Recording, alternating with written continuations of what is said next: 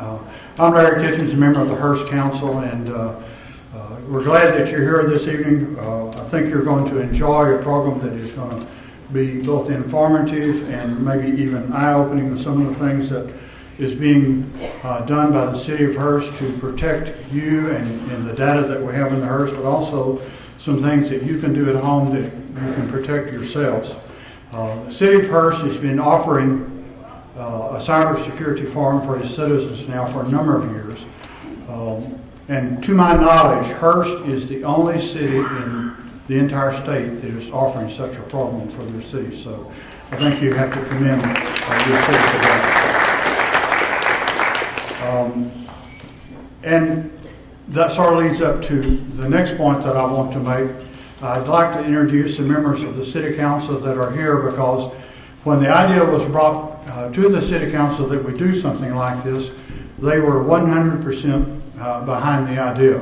In the past, we've also offered a program during the daytime hours for IT professionals. This year, we're just offering it for citizens, but we have an excellent turnout tonight, so I thank you for being here. And again, I think it's something that you will find enjoyable.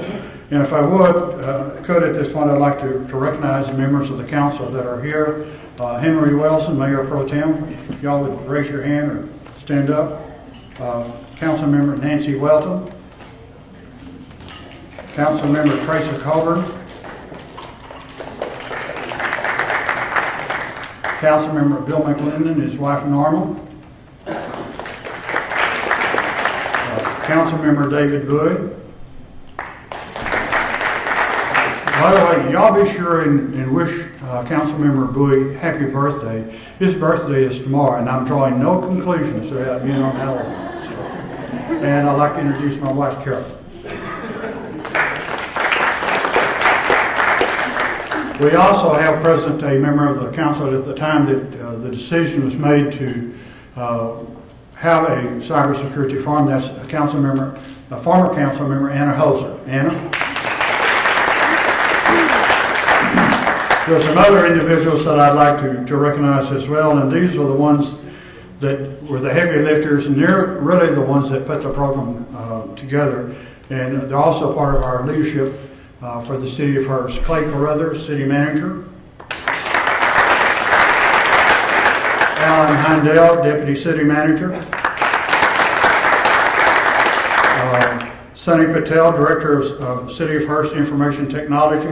You see him, and Kara McKinney back there on the platform with the camera.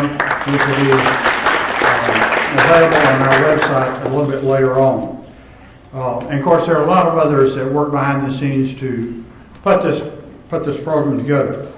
What I would like to do is sort of set the stage for this evening's program so we can get right into it.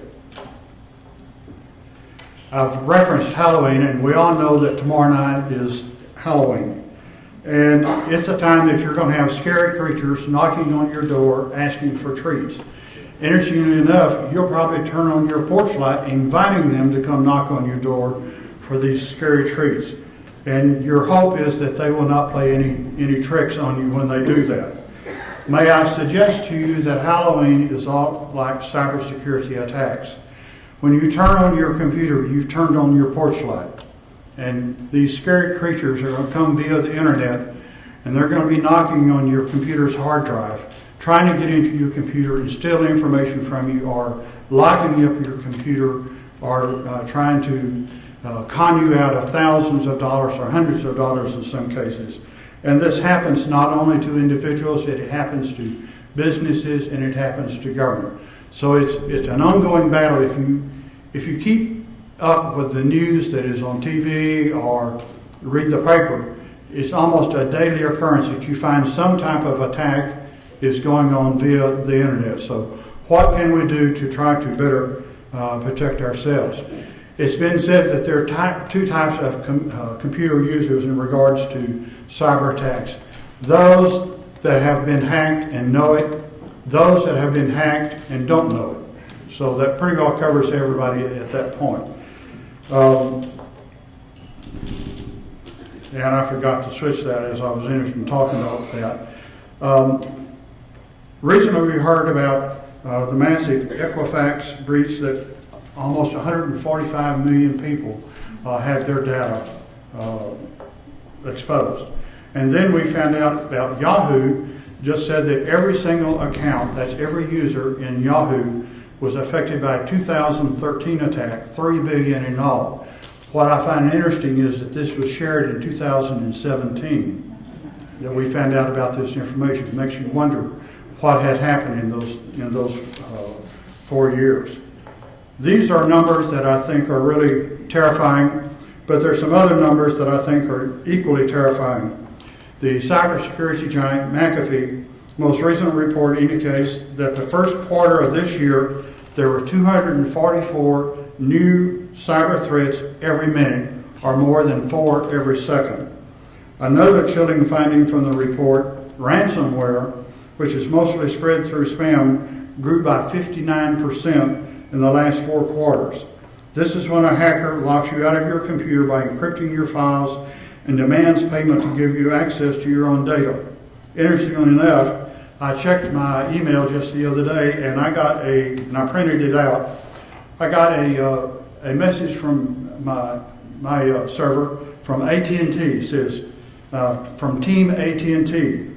Darren gives my email. Your account was recently signed in from an unknown location. Please verify here for verification to avoid account closure. Well, of course, I didn't click on where it says verify here, because that's one way that they get into you. And a lot of times, a lot of people will fall for that one little mistake. It just takes one click and your information is under attack. There's a book by author Brian Krebs in his book, Spam Nation, The Inside Story of Organized Cybercrime from Global Epidemic to Your Front Door, and he makes this statement. The internet of today is truly a transformative communications and learning tool that radically enriches the lives of billions each day. Yet never before in the history of the internet has this medium been more fraught with snares and ne'er-do-wells looking to fleece the unwary. You may not understand the value of your computer, your internet connection, your inbox, or your digital files, but I guarantee the bad guys do. And they've become quite adept at extracting full value from these digital assets. A lot of times it's not knowing, not understanding, but there's always the possibility that your computer is being hacked and you don't even know it. And our purpose this evening is to share with you, as I mentioned, some information and some resources that I think you can tap into to better protect yourselves. It's up to each of us to become more aware of how we can best protect our computers and protect ourselves and the resources that we have. So I'd like for us to go ahead and get into the program. And our first presentation is going to be Protecting Your Family from Hackers. And our presenter is Brian Self. And Brian is going to be talking about how to protect your family from hackers. In particular, have you ever thought how hackers do what they do and what you can do about it? And how can you protect yourself and family from cybersecurity threats? And Brian is going to share some stories and experiences from his career as an ethical hacker. That's going to be an interesting part there. Brian is a certified information systems security professional. He has been in information security for over 15 years and in IT for over 20 years. You don't look that old. Over these 20 plus years, he has performed work as a professional penetration tester. And I don't even know what that means. Security engineer, compliance subject matter expert, IT security architect, and a consultant in a variety of security domains. Please welcome Brian Self.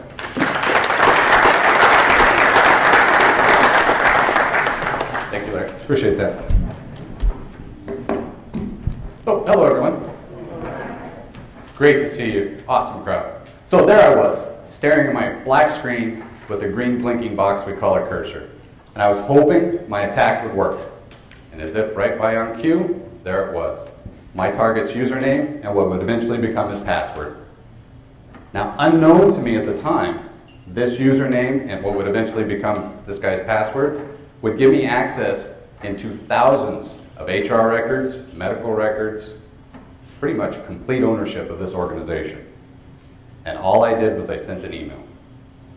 Now, before I go too far with that, a lot of people, Larry read through my little bio there, a lot of people ask, how did I get in to doing this line of work, right? What is pen testing? What is ethical hacking? What is all this stuff?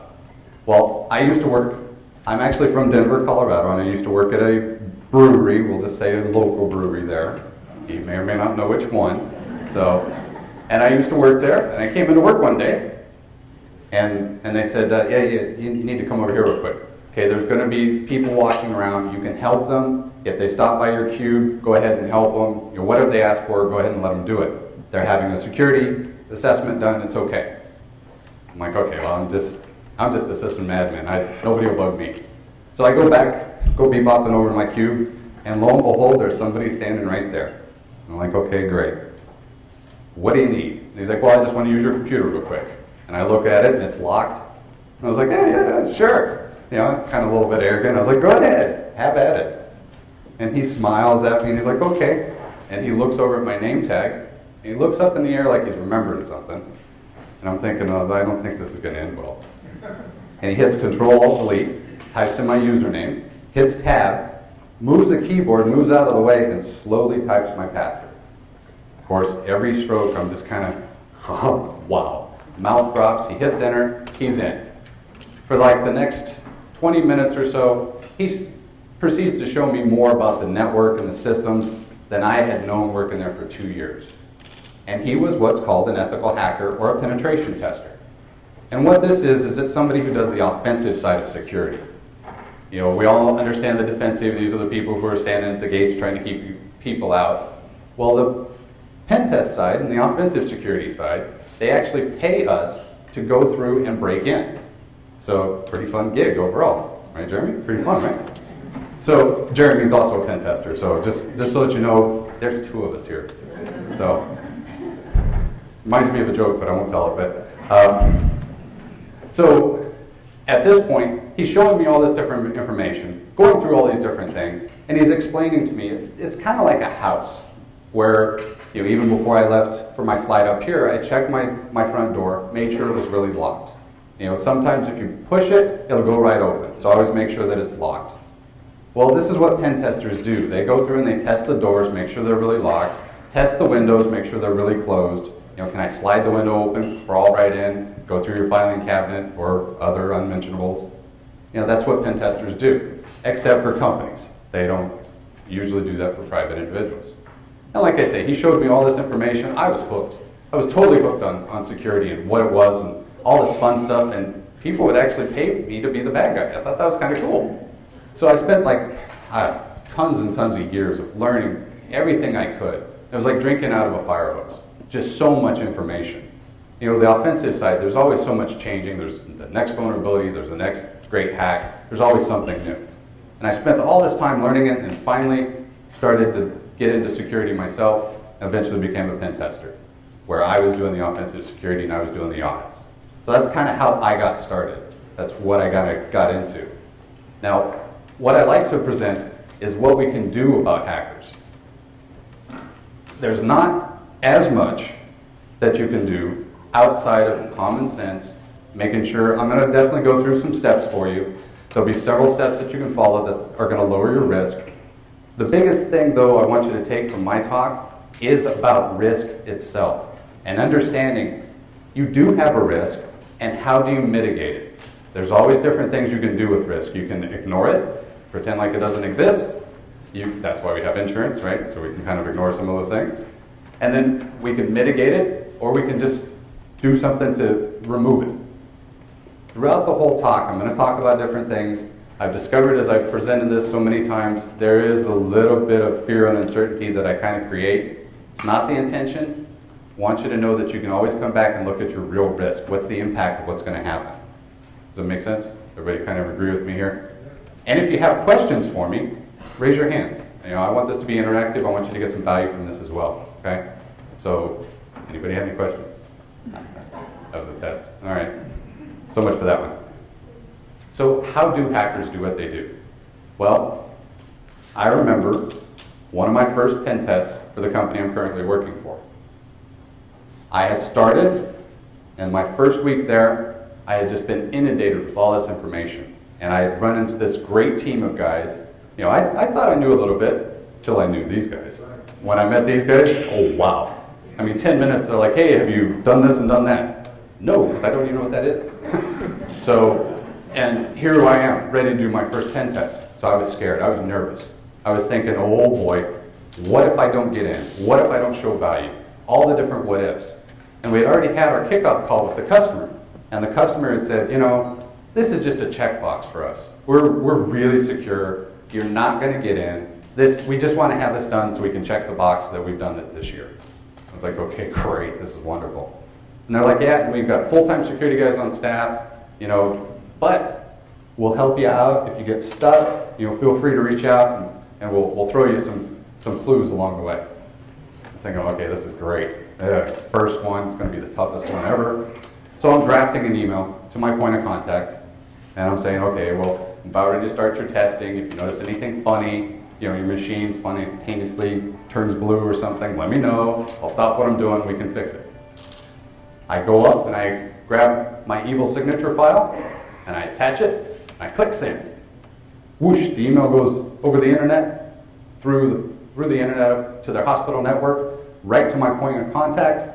He says, hey, I've got an email from my pen tester. He clicks on it. At that point, the email program starts to draw in this email. It's all text till it gets to my signature. My signature has a very special little graphic that has to go back to a different server. This is by design. We called Microsoft and told them, hey, there's a bug. Microsoft said, no, this is functioning as it's supposed to. So this is by design. What it does is when it gets to this picture, it goes back to a server that I control, and my server says, whoa, hold on, I need you to log in. So what happens? Outlook, or whatever email client you're using, sends the username and what will eventually become the password. So there I am, staring at my screen, and I have the username and what will eventually become his password. Now at this point, I'll let the cat out of the bag. It's what's called an NTLM challenge and response. No quiz. So that way I don't have to say it'll, you know, the thing that will become his password, you know, it's an NTLM challenge and response, which means it's gobbledygook. You know, that's a technical term too, so you know, hopefully you guys know what that one is. But it's a string of text and characters that don't make any sense. It's randomized, you can't use it as is. So I have to take this and I have to put it into a tool that's called a password cracker. What it's doing is it's taking this gobbledygook and it's presenting it back into plain text so that you can understand it and then I can use it. And I figure, okay, this usually takes a while. I grab it, I throw it into my password cracker. Password crackers, they work on really 3 different ways. The first is they go through a dictionary file. If any of you are using a password out of a dictionary, promise me you're going to go home and change that password tonight. Do not use a password out of a dictionary. Now, I've given this speech enough that there's been a few creative people out there that are like, ooh, what if it's a Spanish word? If it's out of a dictionary, don't use it. Spanish, German, Czech, it doesn't matter. Well, maybe Russian, I don't know. But yeah, you know, Cyrillic, I don't know. If you're using a password out of a dictionary, change it. Because this tool, it'll go through our dictionary, which I think our dictionary, 20 million words or something like that, boom, it goes through instantaneously. If it's a word out of a dictionary, it falls right out. Well, you know, for this test, nope, wasn't anything out of a dictionary. Well, the second thing, which is what Larry alluded to with Yahoo losing, you know, what did they originally say? 1 point something million, and now they've updated it to 3 billion. Just a little margin of error, right? So those 3 million or billion usernames and passwords, the bad guys, which we call black hats, you know, you remember the spaghetti westerns? The black hats are the bad guys. The white hats, me, they're the good guys. Gray hats are kind of in the middle, so maybe I should stand more in the middle. But. So the black hats, they get all these password dumps, these usernames and passwords, and they throw them into a file. So if you reuse that, boom, they've got that password. So that's the second thing this password cracker does, is it looks for password reuse. So if you've reused a password, if you have a username and password on Yahoo, again, promise me you're going to go home and change that password tonight, okay? Because many, many other people have it now, okay? And people you don't want to have it. That's the second thing that a password cracker will do. It'll go through and it'll look for password reuse.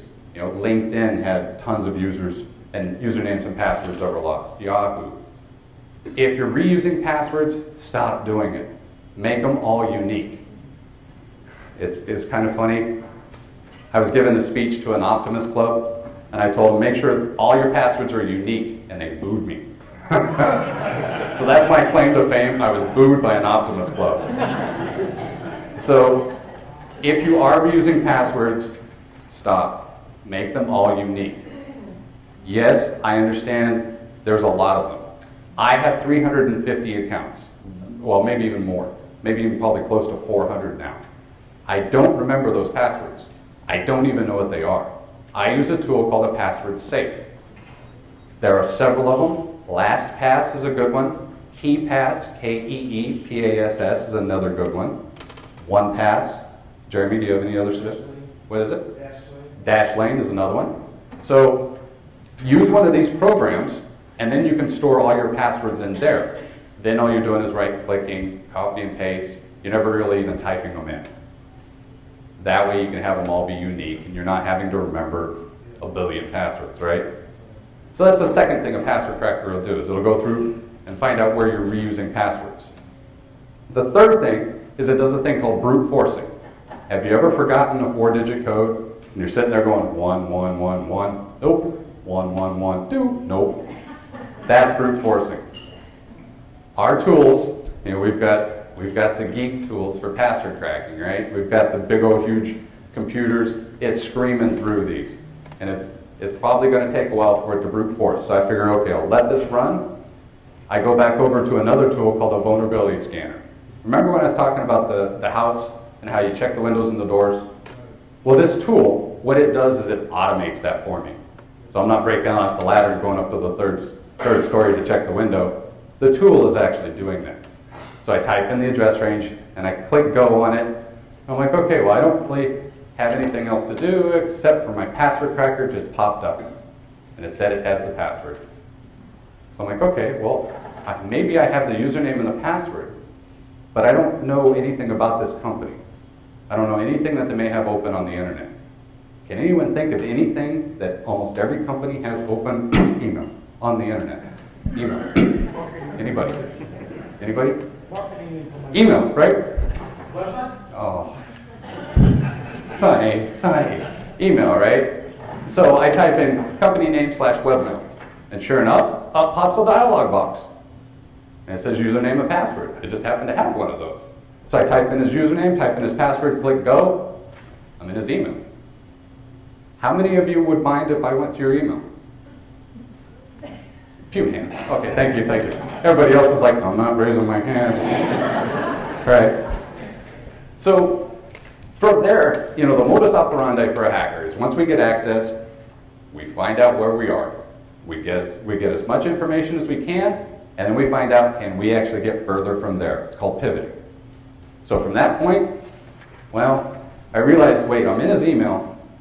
There's this other little tool we've written where I can download all of the valid accounts out of there. So I figured, well, I better do that first. So I download all the valid accounts, which for this organization was thousands.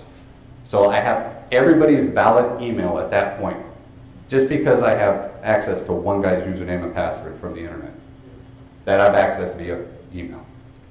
So now I have the entire organization. I know who actually works there. I know legitimate accounts. Second thing I do, let me stop a little bit. I'm more of a privacy advocate. I don't like rifling through people's stuff. Some of the guys on the team are not quite like that. They like going through. And let's see, where was the bad guys? I think the bad guys were over here, right? They really like going through your stuff, right? So what I did instead is I just did a search for the word password. And lo and behold, there was 4 different places where password came up. First place, nothing. Second place, whole bunch of nothing.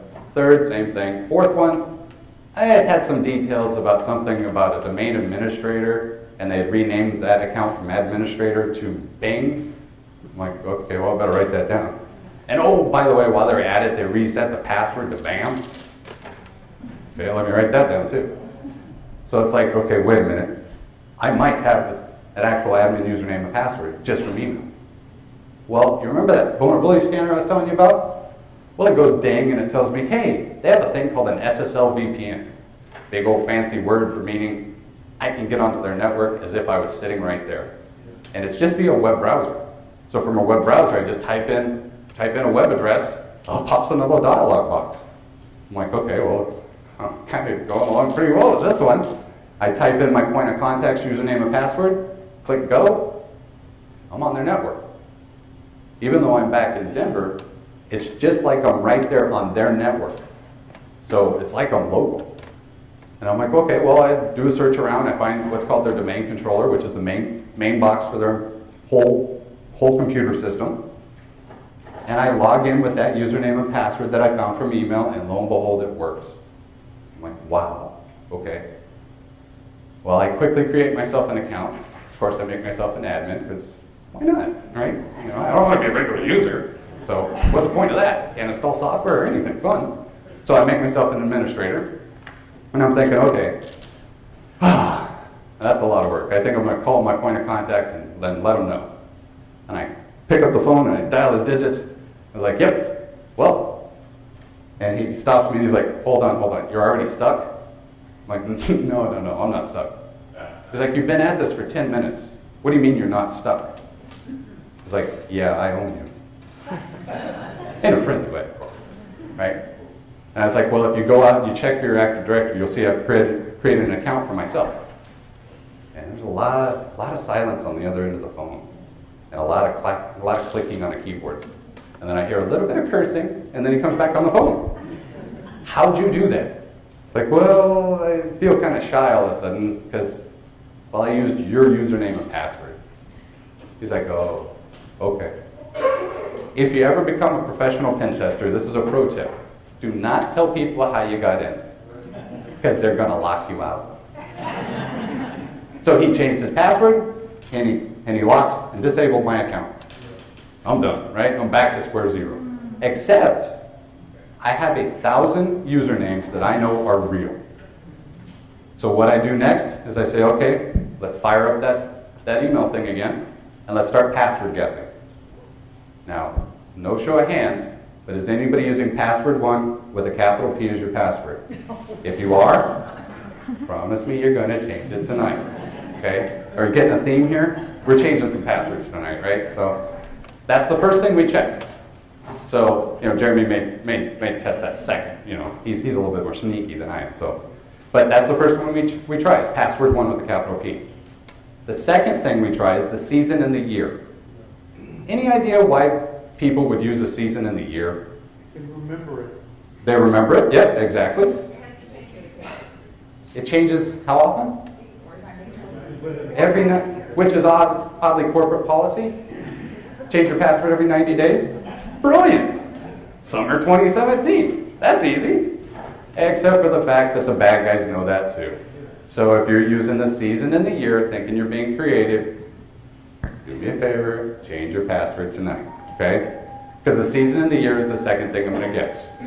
Well, when I checked for password 1 with a capital P, nobody had their username and password.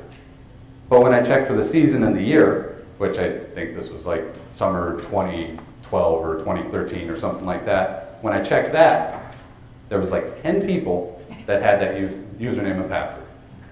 I'm like, okay, well, out of the 10, I'll randomly pick that one. And so I grab that one and I log in. But this time, it's a different desktop. I get an actual desktop. And right in the center, it has these strange letters, EMR. I'm like, EMR, I think I know what that stands for. I double click on it, poof, up pops their entire medical records. I can see that little Johnny's on Ritalin. Yeah. I can see so-and-so had a hernia operation. I can see everything. I have full access to all of their hospital records because the account that I just happened to pick was a nurse. Now, the nurse should be using a good password. Now, doctors like 3-letter passwords that start with G and end with D with an O in the middle.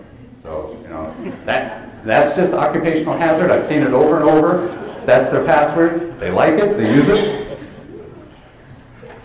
But nurses, medical professionals, there's this, within security you have to balance functionality and security, right? long time ago, I was all about security, 100% security, security at all costs. And a friend of mine took me aside and said, hey, you know, do you like getting paid? I was like, I don't follow. It's like, well, you're going to secure the company so much that they can't do business. And that's where we have to balance. There's a fine line. Even within our own homes, too, we can go so crazy with security. You know, we all carry around these little supercomputers, right? You know, do you have any idea the risk here, right? Because this is data that we're just carrying around with us. Well, we can be totally paranoid and just never carry one, and then you can't reach me at all, right? So the functionality is killed. Again, it's how do you manage the risk? It's what risk do we really have? You know, if you're just using your phone for phone calls, which I don't know if anybody on the planet is doing that anymore. Well, that one guy. There is that one guy.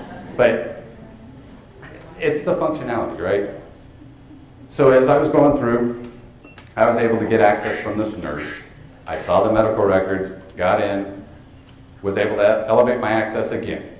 Well, you remember that tool I was telling you about that shakes the windows and rattles the doors, the vulnerability scanner? Well, it finished and they had forgotten one server way off in a corner. They had forgotten to patch it. So it had something where I could exploit it and I could get in. So there's 3 different ways that I could have gotten into this organization. Total time that I spent at this point is 30 minutes. It's taken me 30 minutes to own this organization 3 different ways. And this was an organization that told me they were secure. They had a team on site. Right? So this is where we are for the state of security. As individuals, passwords are so important. What are we using for passwords? If at any point they would have used a thing called multi-factor authentication, which, I went geeky there. Authentication is you are validating you are who you say you are. So if one of Texas' finest pulls me over as I'm going to the airport tonight, I will show them my driver's license as a proof of authentication that I am who I am, right? Now typically we have 3 different ways that we do that. It's something you have, something you are, and something you know. Now it's just coincidence that those 3 initials spell out hack.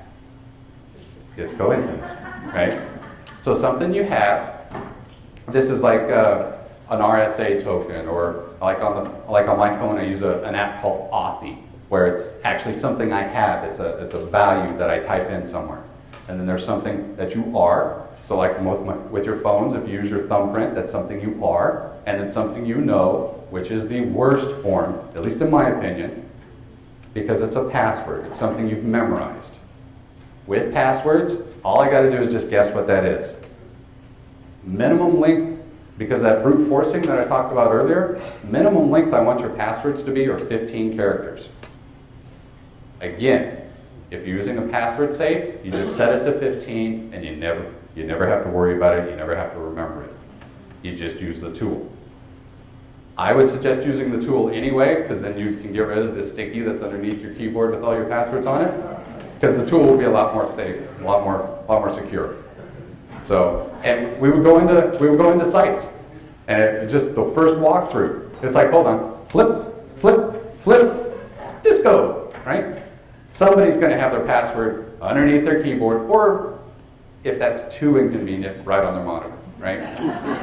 So, a lot of the federal assessments, I'd walk in and I just look at the monitors. Okay, got their password, got their password, got their password, got their password. I don't know what that is, but I think it's a password, right? So use the password safe. It's a lot better way of doing it. Then that way you can have every one of them unique and every one of them 15 characters or longer. In addition, multi-factor authentication. This means it's 2 of those 3. So something you have, something you are, something you know. Something you know is just that password. Now, if you log into like Gmail and it sends you a text message with a special code, that's multi-factor authentication, because you're logging in with a password and then some other code. Now, I hate to tell it to you, but SMS and text messaging is not a very secure way to do it. If you kind of angered a nation state, they're going to hack you. Which, actually, if you angered a nation state, they're going to hack you regardless, but that's kind of a given on that one. The text message, when you send it, there are very creative people that can intercept that, so it's not the best method. but it beats just having a password. So it's better than nothing. So you're getting closer to a second factor. There's a great website called twofactorauth.org, and that will list out all of your services that you're using, or potentially services that you're using, be it finance, mail, whatever it is that's online. And it will tell you if that service actually allows multi-factor authentication, and we'll give you a little bit of information on how you can enable it. So twofactorauth.org. It's a great website. I promise you it's not my site that's hacking you. I promise. It's a real website. So from there, if you do multi-factor authentication, or if this company would have done multi-factor authentication, I would not have had access. I would not have been able to be able to see the emails. I would not have been able to VPN in. No love, right? I would have been locked out. Unfortunately, they did. Now, how many of you on your cell phones, when, let's say if you have an iPhone, and you go to the App Store, and there's this annoying little bubble with like a huge number, those are updates. So if you haven't run updates on your phones, your iPads, your laptops, run updates. If you're not doing that, when I run my little tool, it'll come through and it'll say, yeah, they're vulnerable, do this, this, and this, and you own it. Run those updates. If you're not patching and if you're not sure, run Windows Update. You know, update your Adobe, update QuickTime, Java, all of those things. Keeping in mind, Microsoft will not call you to tell you you need to update. Okay? That's a whole other scheme. And that gets us into what's called social engineering. Social engineering is getting somebody to do something they otherwise wouldn't do. Usually through one of three methods. Phishing, which is your emails. This is where somebody sends you an email saying, you know, my manager made fun of me because I used to say a barrister. So I figured it out, it's not a banister that's an attorney, but a barrister. So that was only on a big, huge recording for the company, but you know, oh well, it's a barrister. So no lawyer is going to send you an email wanting to, you know, rifle funds to you and, you know, send you $3 million because you just happen to have an email address. It's just not going to happen. So that's an example of a phishing email. Another very popular one with this season coming up is, hey, you've had a missed shipment from Amazon and you don't want to miss your Christmas present, so click here to find out where it went. You click there, you just went off onto somebody else's website, right? It's loaded malware, etc. So you need to keep in mind, as you're going through these different things, there's phishing, which is email, and then there's the physical side too. So this is where I show up when I'm all smiley with my UPS uniform and I'm holding an empty box, asking you to hold the door open for me. Who in their right mind is going to dress up in a UPS uniform and hold an empty box and wait for you to open the door? Besides myself and Jeremy, right? But this is what we do. You know, or one of my favorites, I like to get a dozen roses, wait for the pretty ladies to kind of get ready to go in, and walk up to them and be all smiling and talk about my fiance, and they'll let me in every time. Because it's basic. There's not a lot of guys that bring flowers to work anymore, right? So, you know, I kind of stand out. And they think it's cool, and oh, he's so cute and adorable, right up, all the way up to the door, right? And I did this one time where we had the, real quick story, we had 3 of us in the car, and we had this physical engagement where we were trying to get into the building. And I'm sitting there, I'm a little bit more of a cowboy when it comes to this. They're plotting and planning, they're trying to decide how they're going to get in. And I see these 3 very attractive ladies walking towards the door. And I'm like, okay, I'm going. And I bolt, and then I see the 2 guys in the car just going, oh, what is he doing?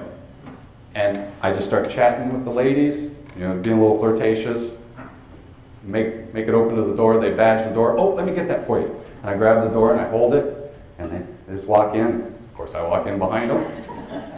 They never question it, because I'm just talking and chatting with them. They go up to the elevator, which is locked. They get into the elevator, and I'm like, oh, cool. All right, walk into the elevator, and they're like, oh, which floor? 3. Oh, okay, well, that's badge access. Let me badge that for you, and hit 3. Of course, I have no badges, no nothing, no identification. Elevator opens on the 3rd floor. We walk out, and I'm like, I've never been here. I have no clue where I'm going. And one of the ladies is like, do you not know where they sit? No, I don't know where he sits.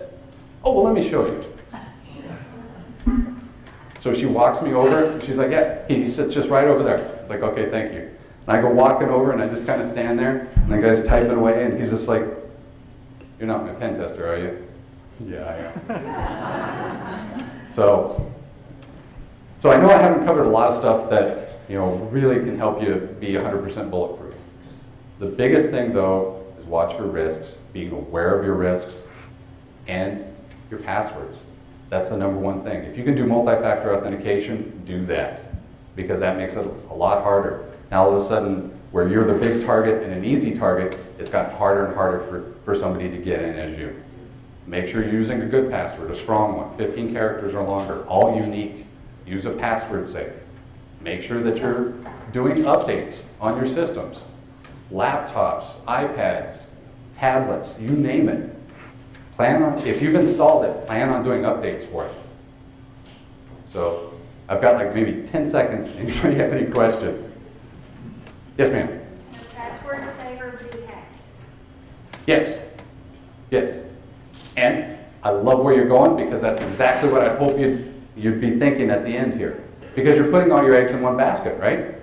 So make sure the password manager or password safe does multi-factor authentication. If you're using it on the cloud, your risk just went up, because now Jeremy and I can see it and we can hack on it. So if you're using it cloud-based versus just local. So that's great, because you're already thinking more risk, right? So awesome.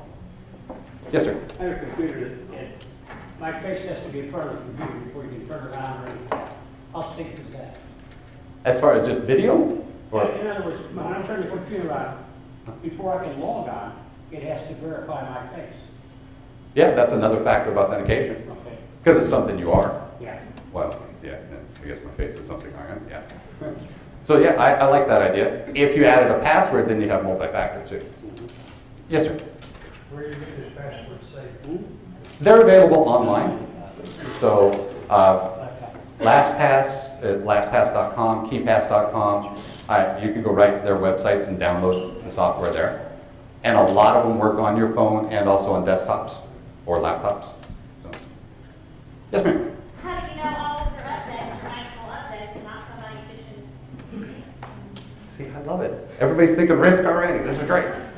That's one of the common angles, that you'll go to a wrong website and they'll say, "Hey, you need to update something you've never even heard of. Click here to do it."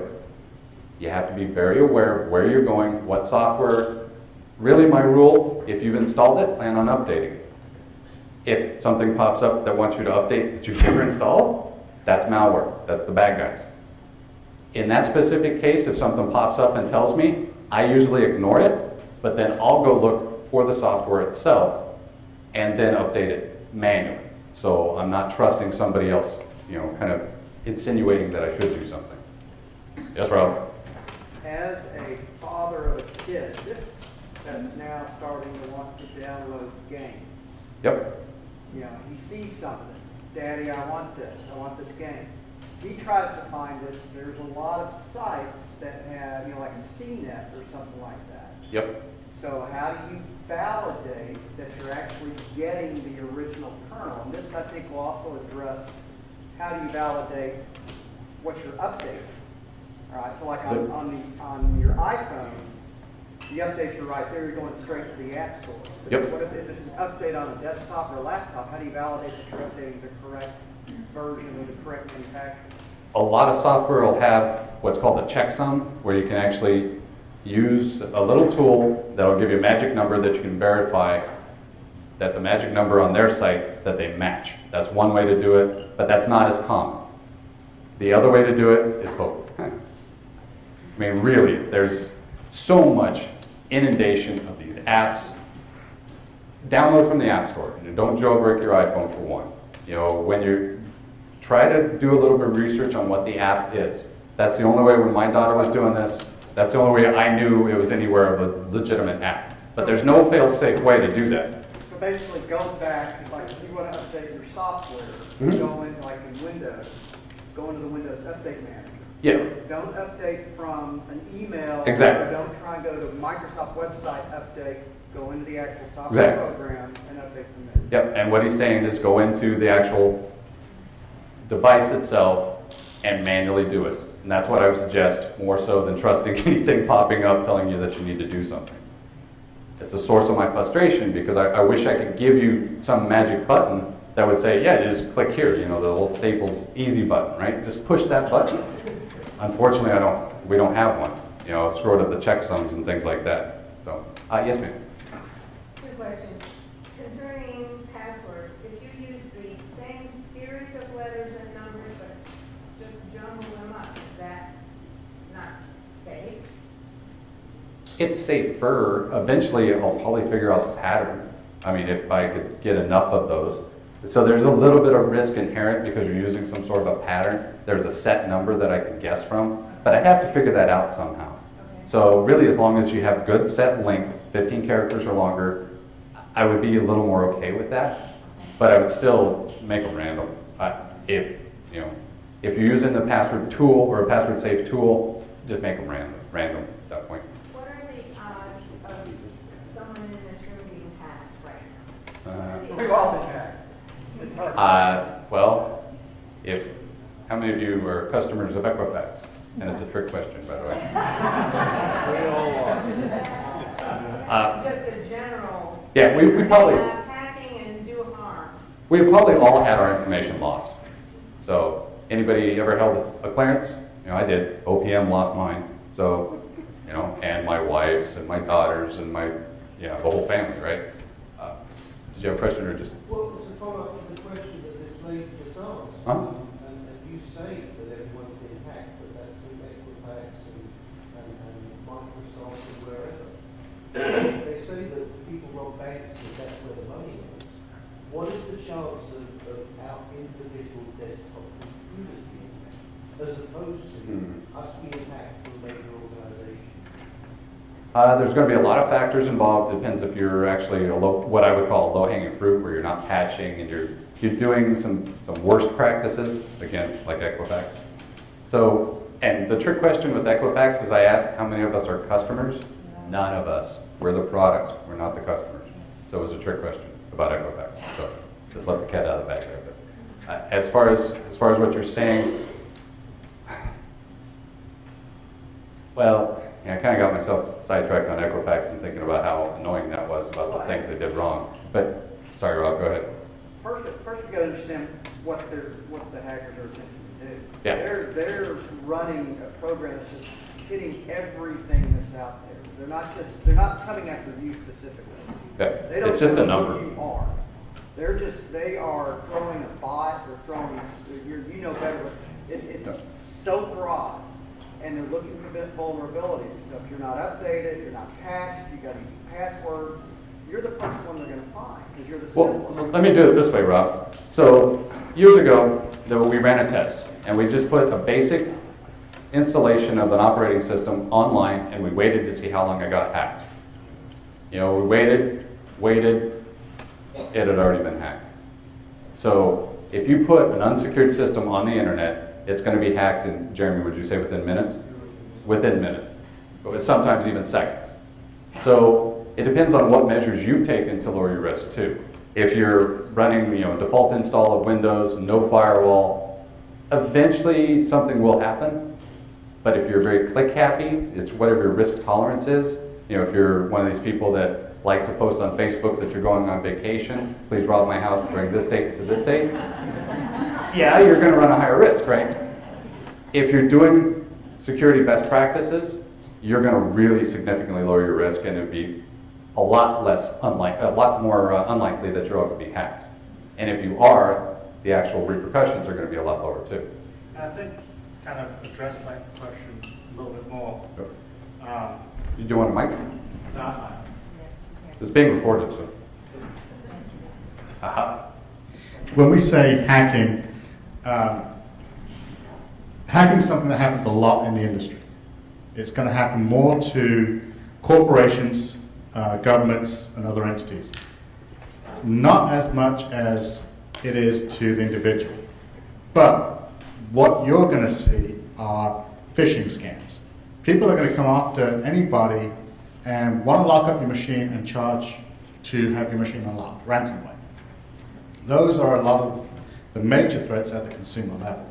Hacking's still out there, they're still going to get your information because how many people now have access to their medical data online or their online banking or things like that? So there's still ways of hackers getting in and getting items from you, but it's not as lucrative as it is going for a larger entity. Exactly. Because really the bad guys, they're looking for money. That's what they're really So after. really what we're saying is if there was a hacking program that is certain to find the big guys, Mhm. then the Joe Blowns, the Susie Q's, and the Bobs are liable to get caught in the crossfire. Most definitely. And you will. Because that's, when I run the tool that I talked about, the vulnerability scanner, it doesn't know the difference between Bob, Greg, Brenda. All it knows is it's just an address. 113 Main Street. And I'm going to hit everything on Main Street, that type of thing. So it's just a number and a series of numbers that they go after. So when they're on purpose, they're Mhm. going for the big guys. Usually. Yep. But the overflow goes to whoever happens to have a... Yep. Well, and they'll send out a big, huge spam email blast, email campaign, and those that are unfortunate to click on it, great, you just had ransomware, just encrypted your drive. If you want to see your grandkids' pictures again, you're going to pay me 1 Bitcoin. That's what they end up doing. So there's money to be made there because we value our information, we value those things that are stored on our devices. So if I can lead this into another question. Sure. I remember, I wish I didn't, but I remember the day when it died. Okay? It made that funny noise, and when I was done, I don't know. Exactly. My computer seemed my sensitive. And no one can hack it really because there is no line into it. Exactly. Now we have DSL. Always on. It is. So, what is the best practice for this? Do you turn your router off, or you shut the computer down when you're not using it? Perfect segue, because that's what Jeremy's going to talk about later. So, perfect. Oh, yes, sir. Yes.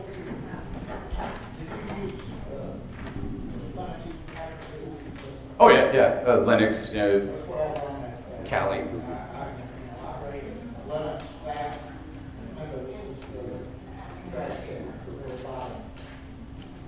I wouldn't agree with you on stage. Repeat the question when they ask the question. Oh, I'm sorry. The password, or the password. Whoa, what am I thinking? So the question that he was asking is just about Linux and Windows. And he was asking if we use a lot of Linux. And I was saying, yes, we do. We use a utility or a distribution called Kali. We're very heavy into Linux. And he was sharing his enthusiasm about Windows, and I was agreeing. All these guys and passwords won't do you any good. You've got a keyboard logger. Exactly. Yep. And great point. All the long passwords and the great complex passwords won't do you a bit of good if you have a thing called a keyboard logger on your machine. And these are just little devices that can be physical, or it could be also software based. Do you like to go to hotels and use their office area? No. Good. All right. Well, we won't even go there. One more question. How safe are we going to be identity people like LifeLock? First thing you do is give all your information, right? Yeah. All your accounts, all your credit cards, all your credit Yeah, cards. There's two schools of thought with that. You are lowering your risk because you'll be advised of something that did occur. I would prefer to do a freeze on my credit, and that's what I've done, versus monitoring. Because with the freeze, nobody can open anything. With the monitoring, they might let me know that somebody opened something. So there's some value there that does lower your risk. I would prefer to do a credit freeze. So I myself, being a paranoid security guy, I don't like somebody else monitoring my stuff. Do annualcreditreport.com, go out there, request your credit report from the 3 major bureaus, well, 4. Everybody knows there's a 4th one, right? Innovus. Yeah. So there's a Novus. And so there's Equifax, Experian, TransUnion. Yeah. I did this once up on stage where I was trying to say TransUnion, but I didn't quite say it right. I said transgender instead, so I always pause when I say that one. And then the 4th one is a Novus. So those are your 4 major credit bureaus. INNOVIS is the 4th one. So, What do you do about it? How do you do the credit freeze? what's that? How do you accomplish the credit freeze? How do you do the credit freeze? Each of those 4 bureaus will have maybe clear instructions on how to do it. I like Experian because they were very straightforward in how to do it. I dislike Equifax because they have a website where you can do it that failed every single time, and then wanted me to make copies of everything and send it to them over the mail. So it depends on the organization. But usually if you go search there. There's also different state laws. Yeah, and there's different state laws. So in Colorado, you can put a freeze for free. I think Texas you can as well too. Yes? What's that? You can? Okay, good. You cannot? No, it's $10. Yeah. All right, well, It's $10 every time you want to unlock. yeah, exactly. They get your comer going with it. Yes, sir? If you put a freeze on one of the four, does Yep. it cover all of them? No. Nope. That would be too easy. Then we start to be able to take control of our stuff, and where would we be, right? So, no, unfortunately. So I'm way over time, so. I think there's one last question right in the back there.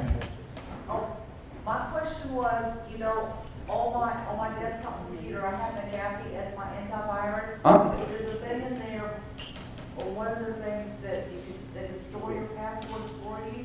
Is that a good thing to use to store passwords or no? It's one of them, so that would be a password saver. Would it be reputable? Would I have any issue with doing that?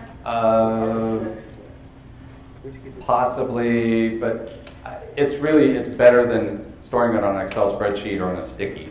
So you're lowering your risk there. So I would use that over using nothing at all. And there's one thing about all your password keepers are going to generally require either two-factor or multi-factor authentication or a master password.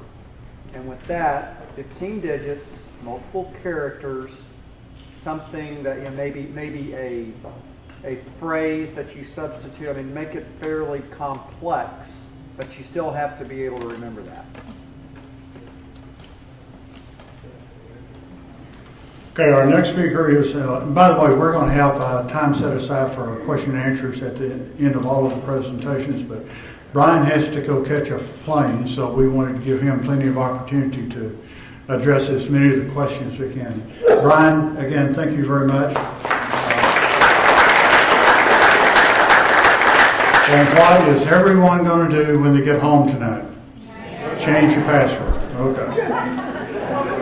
Our next speaker is Sunny Patel. He is the Director of Information Technology for the City of Hurst. And Sunny's going to be sharing with us how Hurst is proactive in protecting its data and some updates on some of the latest cybersecurity threats, and also an overview of some of the technologies the city implements to combat security threats. Now, he's not going to share everything with you because every time I ask him, what are we doing in the city, he says, I can tell you, but I have to kill you. So he's not going to share everything with you. And before he comes up, I want to share with you a little bit how the city of Hurst is being proactive. A few weeks ago, I attended a conference in Houston, and one of the sessions was on cybersecurity threats for cities and what can cities do to best protect themselves against these cyber attacks. And one of the resources listed by the presenter, and I'm going to read the name of this resource because it's fairly long, a Multi-State Information and Sharing Analysis, or MSISAC. And the mission of this group out of the Department of Homeland Security is to improve the overall cybersecurity posture of the nation's state, local, tribal, and territorial governments through focused cyber threat prevention, protection, response, and recovery. It's a 24/7 cyber monitoring operation, incident response and management center, and a national point of cyber and communication incident integration out of Homeland Security. In other words, they monitor what's going on the internet, and if it has a threat for our city, then they share that information with the cities. The interesting thing is you need to belong to this group to get that information. Then this presenter put up a list of the number of cities in Texas that belong to this group. There were less than a dozen cities that belong to a group that charges no fee or anything for this information. I'm proud to say that Hurst was one of those cities that was listed. So Sunny has been very proactive in trying to protect our data. Attorney, if you will come on up.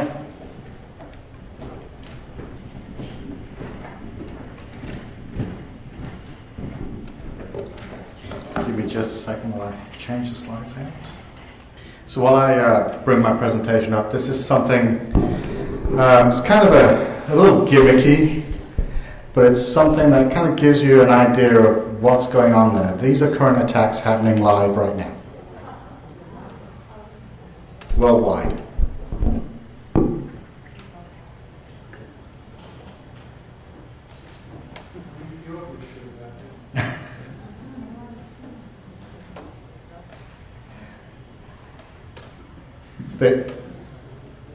It's almost like shooting lasers across the world. Well, how do you get that information? If you do a Google search for cyber threat maps, it'll bring up about 20 of them. This is Norse. And it's what they do is they have devices. So they could have firewalls or monitoring devices at clients. Norse has equipment throughout the world. And they're just taking data from that and mapping it for you. So they use this data to kind of sell you their equipment and their products. So it's more a sales tool than, I wouldn't say it's not true data, but a lot of it is sales. There's really no way to confirm. It's representative. And it's only a small representation. Because if you were to take McAfee, Norton, Norse and other companies, that map would just pretty much be solid. So, as Larry pointed out, I'm the IT director for the City of Hearst. I have 5 full-time staff that work for me. Damon is one of them sitting right there, and I have Rob in the background hiding. I've been with the city over 19 years, and things have changed. When I started with the city, we had some dial-up connections.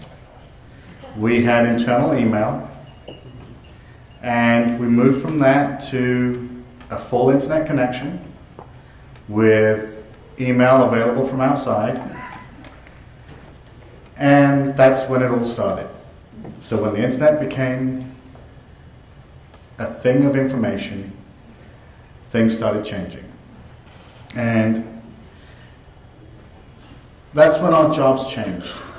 In IT, we still do desktop support, we still do software support, we still fix things, we still install software, we still install servers. But a lot of what we do also includes trying to protect our networks from people outside of our networks, from people around the world, as you saw on that map. Doesn't matter what time of day. It's 24 hours a day, 7 days a week, 365 days a year. They don't take a holiday. I wish they would make our lives a little easier, but come on, slideshow.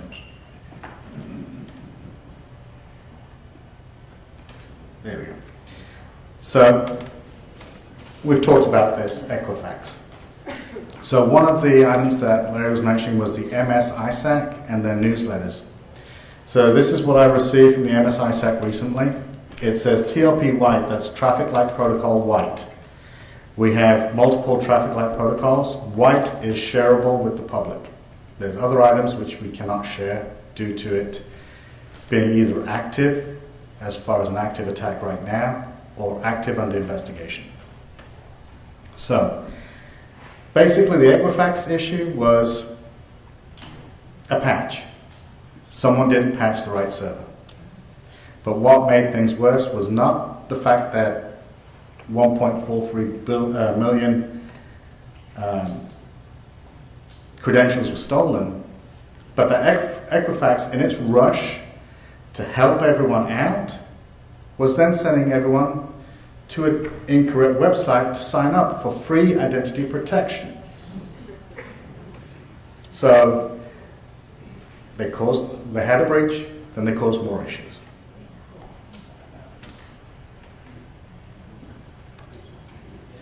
So the analyst note that came with this item in the newsletter said, Compromised user credentials are often used in other account compromise attempts and often used to commit various types of fraud.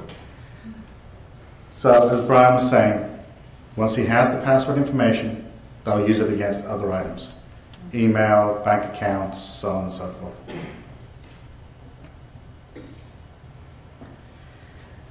Another item that came up in this report, Gemalto, which is a security firm in Europe. It's a very large firm. Basically, the revenue in 2016 was $3.6 billion. So that's how large they are. They found 918 data breaches, led to 1.9 billion records stolen in the first half of 2017. So, Malicious Acts report said that basically attacks accounted for 75% of the breaches. Insider attacks, that's people inside the organizations attacking themselves or attacking the organization to get data, 8%. And 21% was government records. This was interesting.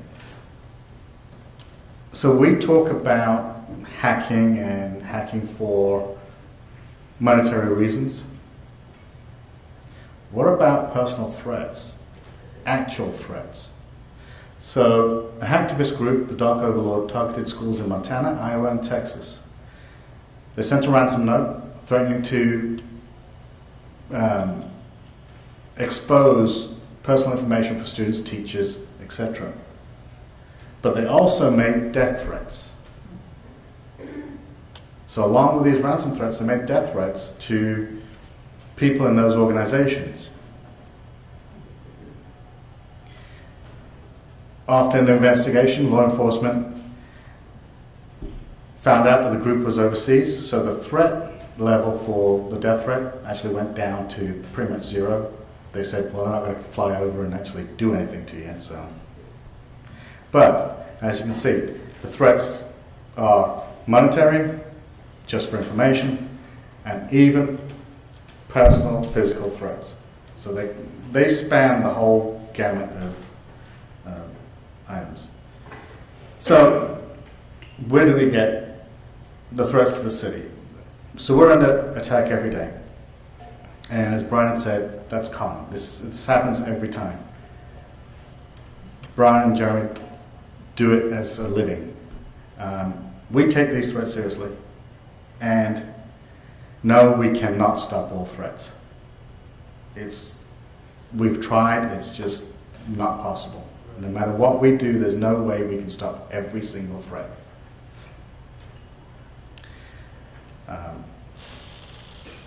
This is a little, some status that we have. The big red section, it's malicious attacks happening against our network. And this was over the last year. These are true figures. This isn't just a graph. These are actual true figures. True individual attacks happening against the city's network. And this is just one of the city's connections, not both of them, over the last year.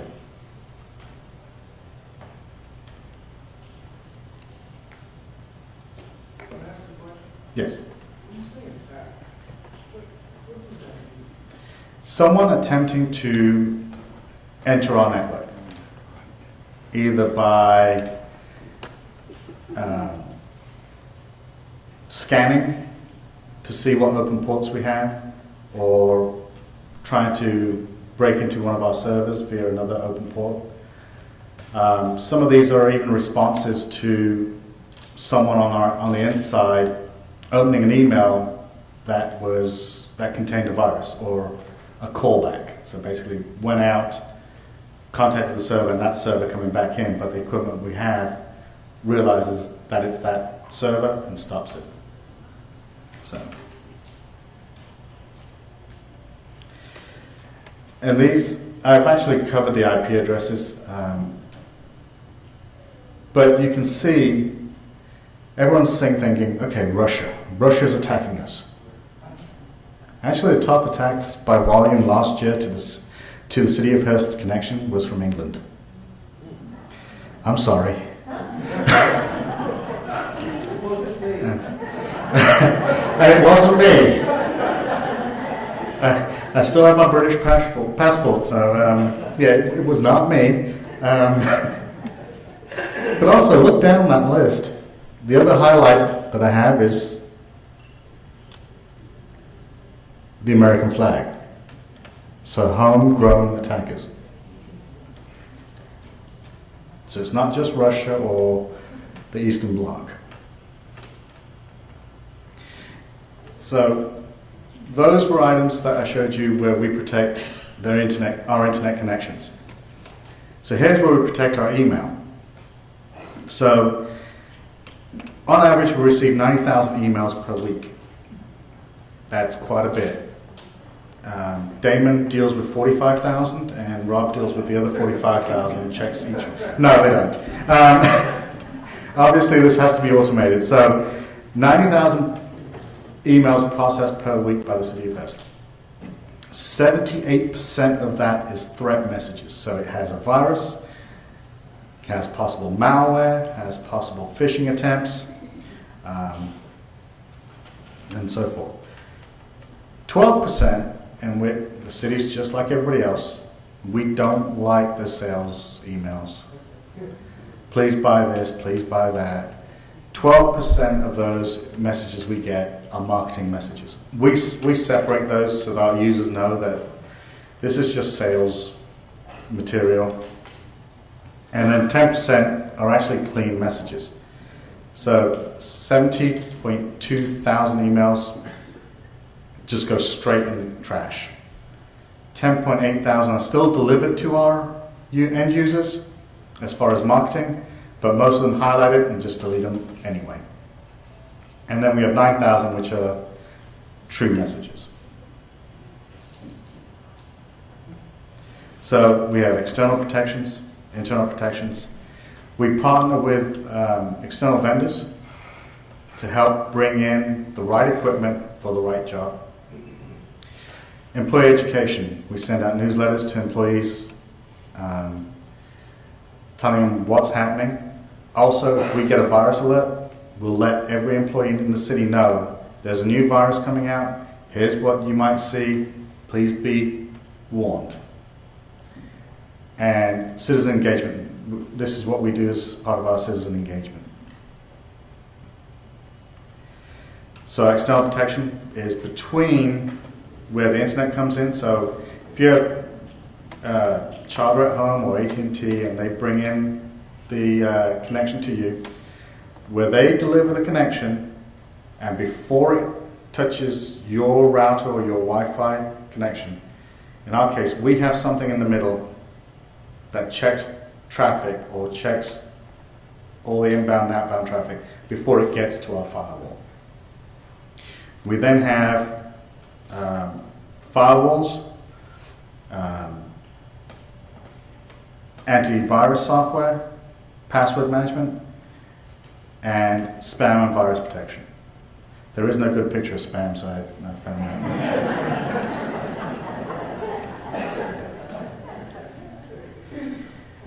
As far as credit card processing, and that's really a big one for most people. You know, is the city storing our credit card information? We do not store your credit card information. When you make credit card purchases or payments through us, we don't store it. We push that off on third-party vendors. Let them manage it. Let them deal with the security threats. They cater for that. They have the resources and personnel to provide the security. So we let credit card processors handle our credit card payments for us. We utilize experts in networking security to help design and implement network technology. CDWG is one of our vendors. We also use several other vendors here in the DFW area. And we partner with DHS and MSISAC.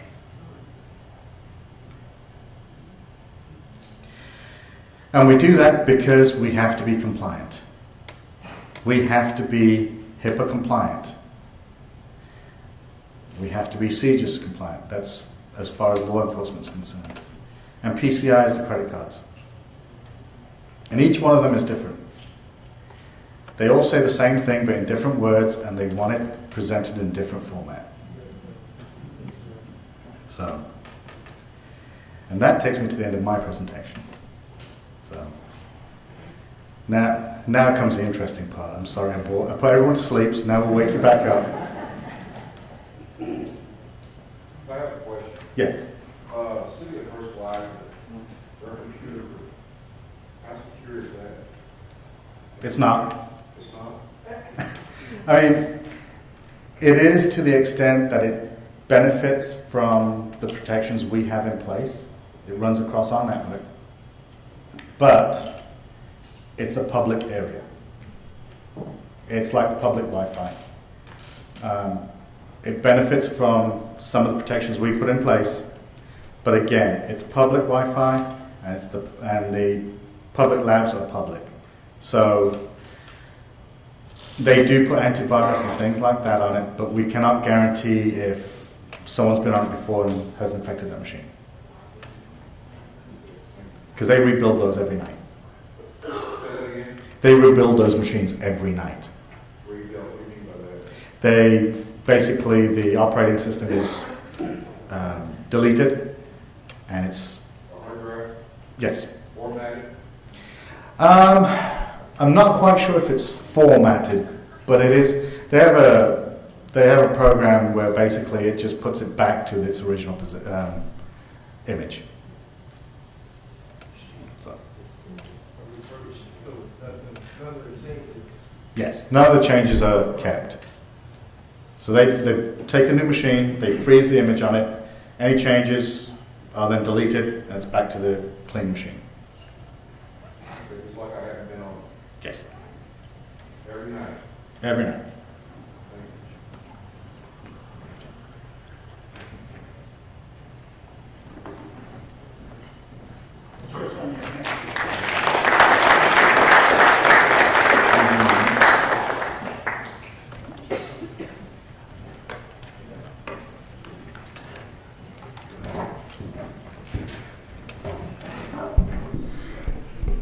Actually, Sonny, I was hoping to leave that up there. It looked like a lot of those were coming from Washington, D.C. No comment whatsoever at that point. Our next presenter is Jeremy Doucette. He's going to be talking about home automation, safety, security, and functionality, and examples of exploits in home automation, how they can take over your garage door, do's and don'ts of home networking. And Jeremy is a consultant with Rapid7 Global Services, also a team member of Rapid7 Transportation Task Force, which is focused on identification and testing of threats in the emerging connected vehicle space. I have no idea what that means, Jeremy. His primary job is penetration testing networks, commercial and proprietary applications, and web applications.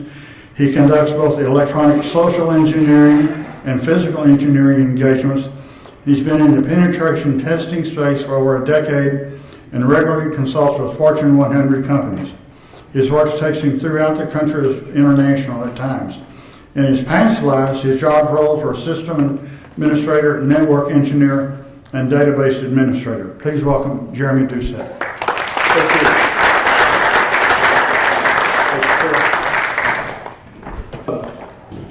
A couple of things I wanted to address, the comments and the questions that we were talking about before. First, I want to thank you all for having me here. Thank you, Mr. Patel, and all of the other city management. Thank you for the invite.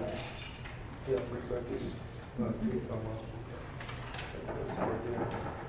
And I am much encouraged to see the level of interest in cybersecurity. You know, in this job, sometimes it feels like, when I first got into this, I thought, oh man, I'm going to save the world. You know, I'm going to go out and I'm going to stop those hackers. I'm going to shut them down. But the thing is, when you try to bring security to people, to some people, they don't really see it as all that important. They don't really see it as the ever-present threat that it really is. And for the city of Hurst to put together something like this and then make it available to the public at no charge is beyond fantastic as far as I'm concerned. One of the things I did want to, I see it's showing up here. I don't know how to get it all over to the other side. We're going to get this working. Technology, huh? You know what, if I slide, The interesting thing about the Equifax hack was that that actual exploit was something that we used all the time. So it was something that was available, it was known about, but one of the things we're going to talk about here, it was one of the things that could have been fixed, could have been prevented, but yet it wasn't, because the powers that be didn't really see it as that big of a deal. Here we go.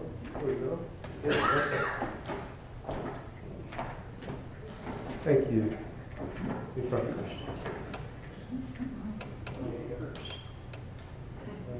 Presentation.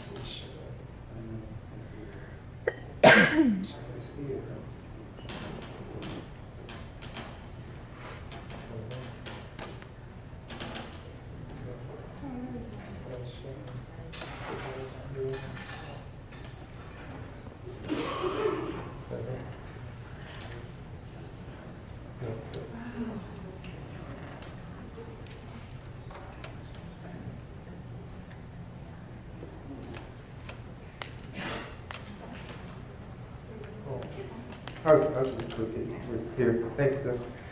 Okay, so one of the things I wanted to show you guys was here where Brian talked about the kind of engagements we deal with. So here I am.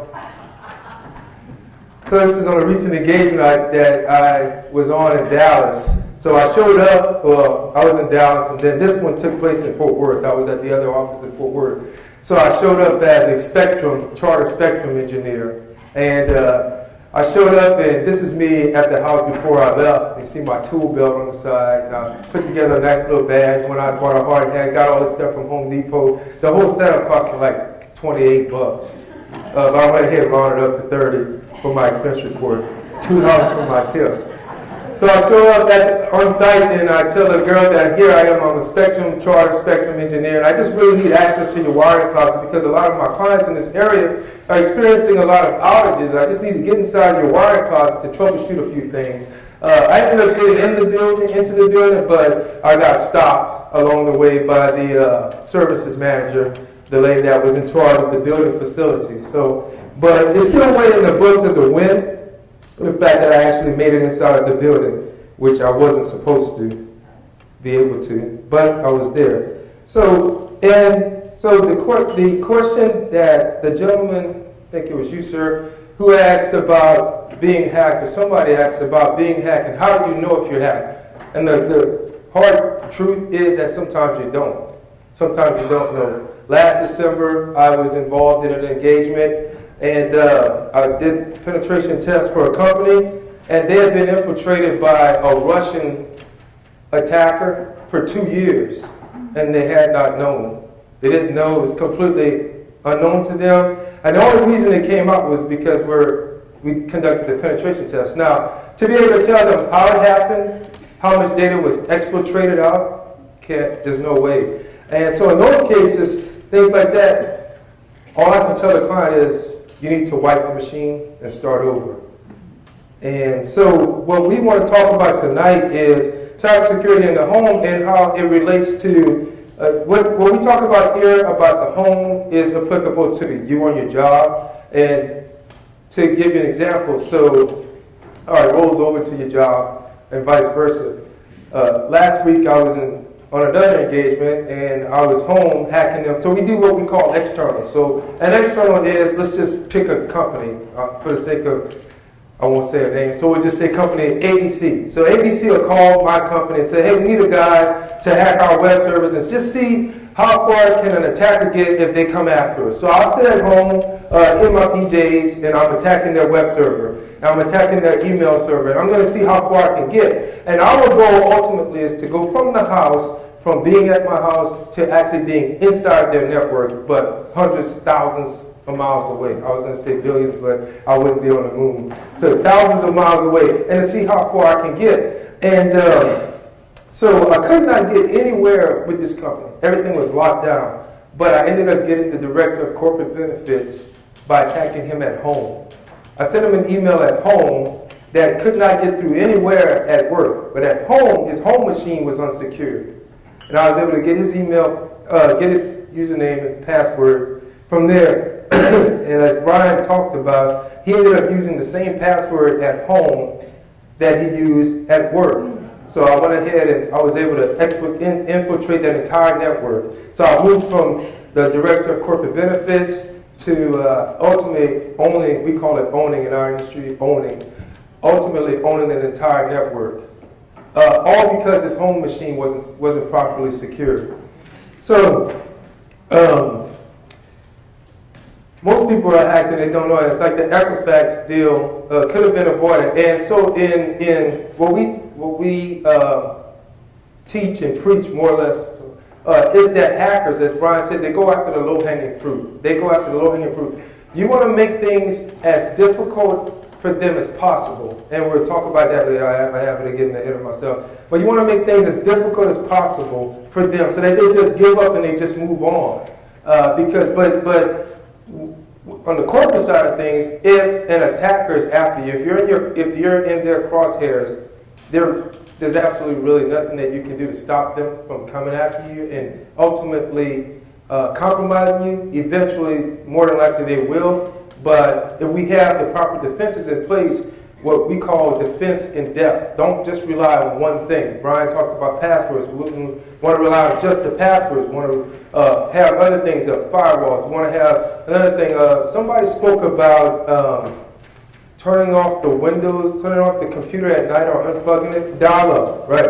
Okay, so, and reminds me of somebody spoke here about Linux. Okay, so my deal on that thing is, okay, so with Windows, the thing I like about Linux versus Windows, so most people in here, raise your hands, are going to be running your Windows machine under a super user account, under administrator. So you have the rights to install programs, you have the rights to, create users, things like that. Whereas Linux, you're running under a normal user account, and the super user account is only reserved, you have to actually have to manually get into that role, into that account, access that account. So if I send a virus, which they exist, but they really don't exist, but that's a whole other discussion. If I send a virus to a Linux machine, chances are that machine won't be infected because the user that's on that machine doesn't have the necessary rights to install that program. So viruses need to be installed, and the user won't have the necessary rights. Whereas the Windows user probably will be running as a super user, and so my virus is going to hit pay dirt and it's going to execute. So my recommendation is to not run, and I say this over and over again, not run a super user account all the time. Create a normal user account with restricted rights that doesn't necessarily have the rights to install programs. And whenever you need to install a program, whenever you need to do something, there's a little thing where you right-click on it and you choose Run as Administrator. And at that point, you're actually accessing administrative rights and administrative capabilities, and you're able to install the program. And it takes away the risk. So let's go ahead and move forward. So, excuse me, I got this cough from hell. I just cannot get rid of it. I've been trying for days now. So, as customary for me, whenever I give a presentation, I like to bring things in perspective. So I don't know how many movie buffs we have in here. I'm a big movie guy. I'm at the movie every weekend. It's one of the sources of contention between my wife and I. But my daughter and I, it's Halloween time, so we're out. On the sofa last night watching Halloween movies, and she likes scary movies. We're going on. So what I'd like for you to do is try to envision, this is a sci-fi thing, a place where there's hundreds of thousands of robots that have been created, and they're to serve us, they're to do whatever. They do mechanic work for us. I don't know, they take out our garbage, they sweep the floor for us. But imagine that some evil genius has just somehow gotten control of all these robots. And now instead of taking out the garbage, they take the garbage and they throw it all in our living room. Instead of fixing the cars, they break the cars. And just everything's just going completely crazy. And that may sound like something out of a science fiction movie, but what I'm explaining to you, what I'm describing to you, is something that's not too far from reality, right here. So what you're looking at right there, the big red blotches, is an actual attack that was conducted by these machines, by these bots. If you ever heard the term botnet, This is what a botnet is. So your routers, you know, these weren't just company routers and switches. These were yours. These were your DVRs. These were your webcams. These were your smart refrigerators. Now they're coming out with smart toasters. These were all those devices. And some evil hackers got together and they created a virus called Mirai. And Mirai infected hundreds of thousands of machines across the internet. And these evil scientists, these evil geniuses, at any given time, they can summon all of these devices because they're all connected through this virus here. They can summon them all and have them do whatever. Well, primarily what they're doing is what we call a DDoS attack, the distributed denial of service attack. And what they're doing, so here on the morning of October 21st last year, the entire Eastern Seaboard went down, internet connectivity. Access to GitHub, I don't know if you guys, you have to be a techie, most of you on GitHub, Reddit, Airbnb, Amazon, Twitter, all this was disrupted because of the botnet. The crazy thing about this is, like I said, it wasn't just companies, it was home devices. These were IP cameras, nanny cams, webcams around the world, just people like you and I. And with these things lay dormant for a time. So the device was infected and the end user had no idea until the time came and they brought them up to attack them. So, excuse me. Once the attacker had infected these machines, he directs it the way he wants it. And so, look, here is the way it works. The method of attack is that it infects the computer. And these things, I always imagine it like a little, I don't know, what's that word I'm looking for, a little animal, the rabbits. Whenever you're chasing the rabbits, they're going fast. You know, they're just looking for a way out to get away from the dog that's hunting them. And, you know, and these viruses, when they infect your machine, the first thing they start doing, we call them network aware. They're network aware. They're more or less like a smart virus, an organism. They seemingly take on a life of their own. So as soon as they infect your machine, the first thing they do is they want to know, am I connected to a network or am I an isolated device? If I'm connected to a network, let's jump into the next side and see if we can infect that machine. If that machine is vulnerable, that one gets infected. And imagine like a spider web. It just starts, and this box is connected to 10 other boxes. Those 10 boxes are each one of them connected to 5 or 10 other boxes. And it spreads incredibly fast. So your ISP like AT&T, Charter, Spectrum, all these other guys, they're working hard right now to mitigate things like this. And so you might ask me, why are we talking about the one from last year? Because this is where we are this year, right now. The current botnet is 2 million devices strong right now. The current botnet right now that these guys are working through is over 2 million devices strong, and it's growing. Now, I suspect that the next attack is going to be an incredible proportion. And so these attackers, they're always looking to outdo the last thing that they did. And what's crazy is that some of them do go to jail. So like what Brian was talking about, how he was able to infiltrate this company. A lot of times, these companies have no idea that we did this. The only reason they know is because we tell them. We disclose that information during the penetration test. We'll have some clients who say, hey, don't tell us about it until the very end. And our experience is if we do tell you, if we do debrief the client first day, let's say if I'm on site, if I come to your company 9 o'clock in the morning, before lunchtime, I own the network. And so if I was to tell them that, they would start locking out our accounts right then and there, so we'd be back to square one. But what I typically do is create several other accounts before I tell them. So lock me out, I'll just pick up another one. So nobody knows the time of when these things are going to be active and when they're going to attack. So now, this is where we are right here. So when we talk about the botnet, we're still talking about home devices. this whole technology right now is called the IoT, the Internet of Things. So everything is connected right now. Toasters, refrigerators, everything's connected. And the gateway for a lot of this stuff is your smartphone. You might be here, but your smartphone has access to everything back there. So right here, 2017, at the end of this year, Gartner, which is a group that's responsible for conducting research and making that research and the statistics publicly available, they're saying by the end of this year, we're going to be at 8.3 billion connected devices across the internet. In the next 3 years, we will more than double that amount of connected devices. So imagine a botnet of that size, or even a fraction of that size, what can happen. So we're going to drastically increase the attack space. So now what I'd like to talk about now is taking all that information and bringing it home and how it applies to us. So let's talk about how we become targets, how we're exploited, and let's look at some real world examples. Now, before I give you the good news, which is about what we can do about it, the bad news is ultimately attackers cannot be stopped.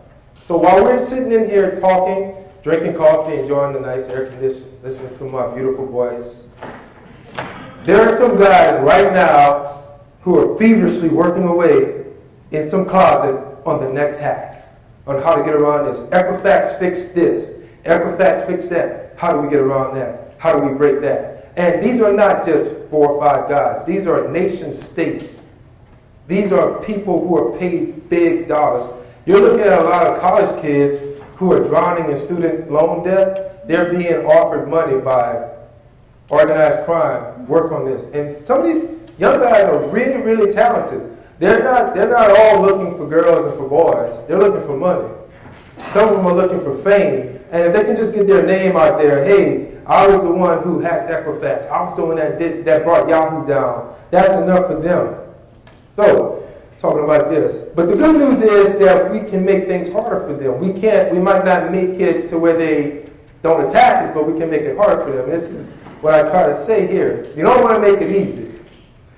If you're the guy with the straw house, you're the one that's going to be taken down first. If you're the guy with the brick house, they're probably going to just give up. Even if you got a wooden house, they're probably just going to give up. I'm not talking about literally, I mean figuratively. If you're the guy who's got the wooden house, they're probably going to give up and walk away. But if you're the guy with the straw, count on it. So, as Brian said about the scanning, so these guys are scanning considerably all the time. They're scanning. They're not manually doing this. They write these scripts that go out and they start scanning for vulnerabilities all across the internet. Microsoft just reported, oh, there's a vulnerability here. Well, they scour the internet looking for all the boxes on the internet that are vulnerable to this or vulnerable to that. If your box is vulnerable, if you haven't patched it, if you haven't updated it, you're going to be attacked. You're going to be in the crosshairs of the guys.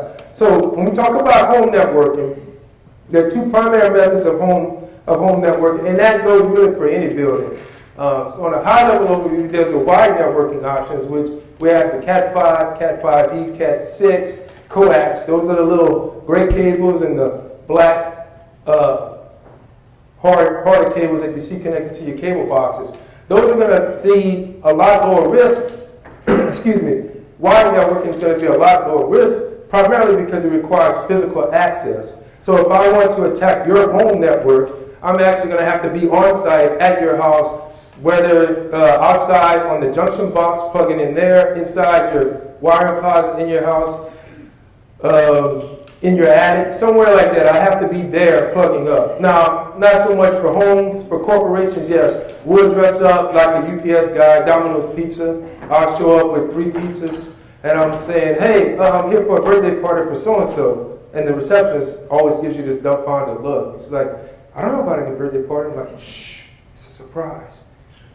Where can I drop these? And she's like, well, the conference room is down the hall. Just go down. So I'll go scurrying down there with my 3 little pizzas, and I'll put pizzas in the conference room, and then I'll run into another room and I'll plug into a network port. So I'm in business. Eventually they come looking, where's that pizza guy? He's not in the conference room, and you'll hear him talk about it. Sometimes I'm hiding under a table, and I listened to him talk about it. We climbed into a building at 1:30 in the morning one time and couldn't get out.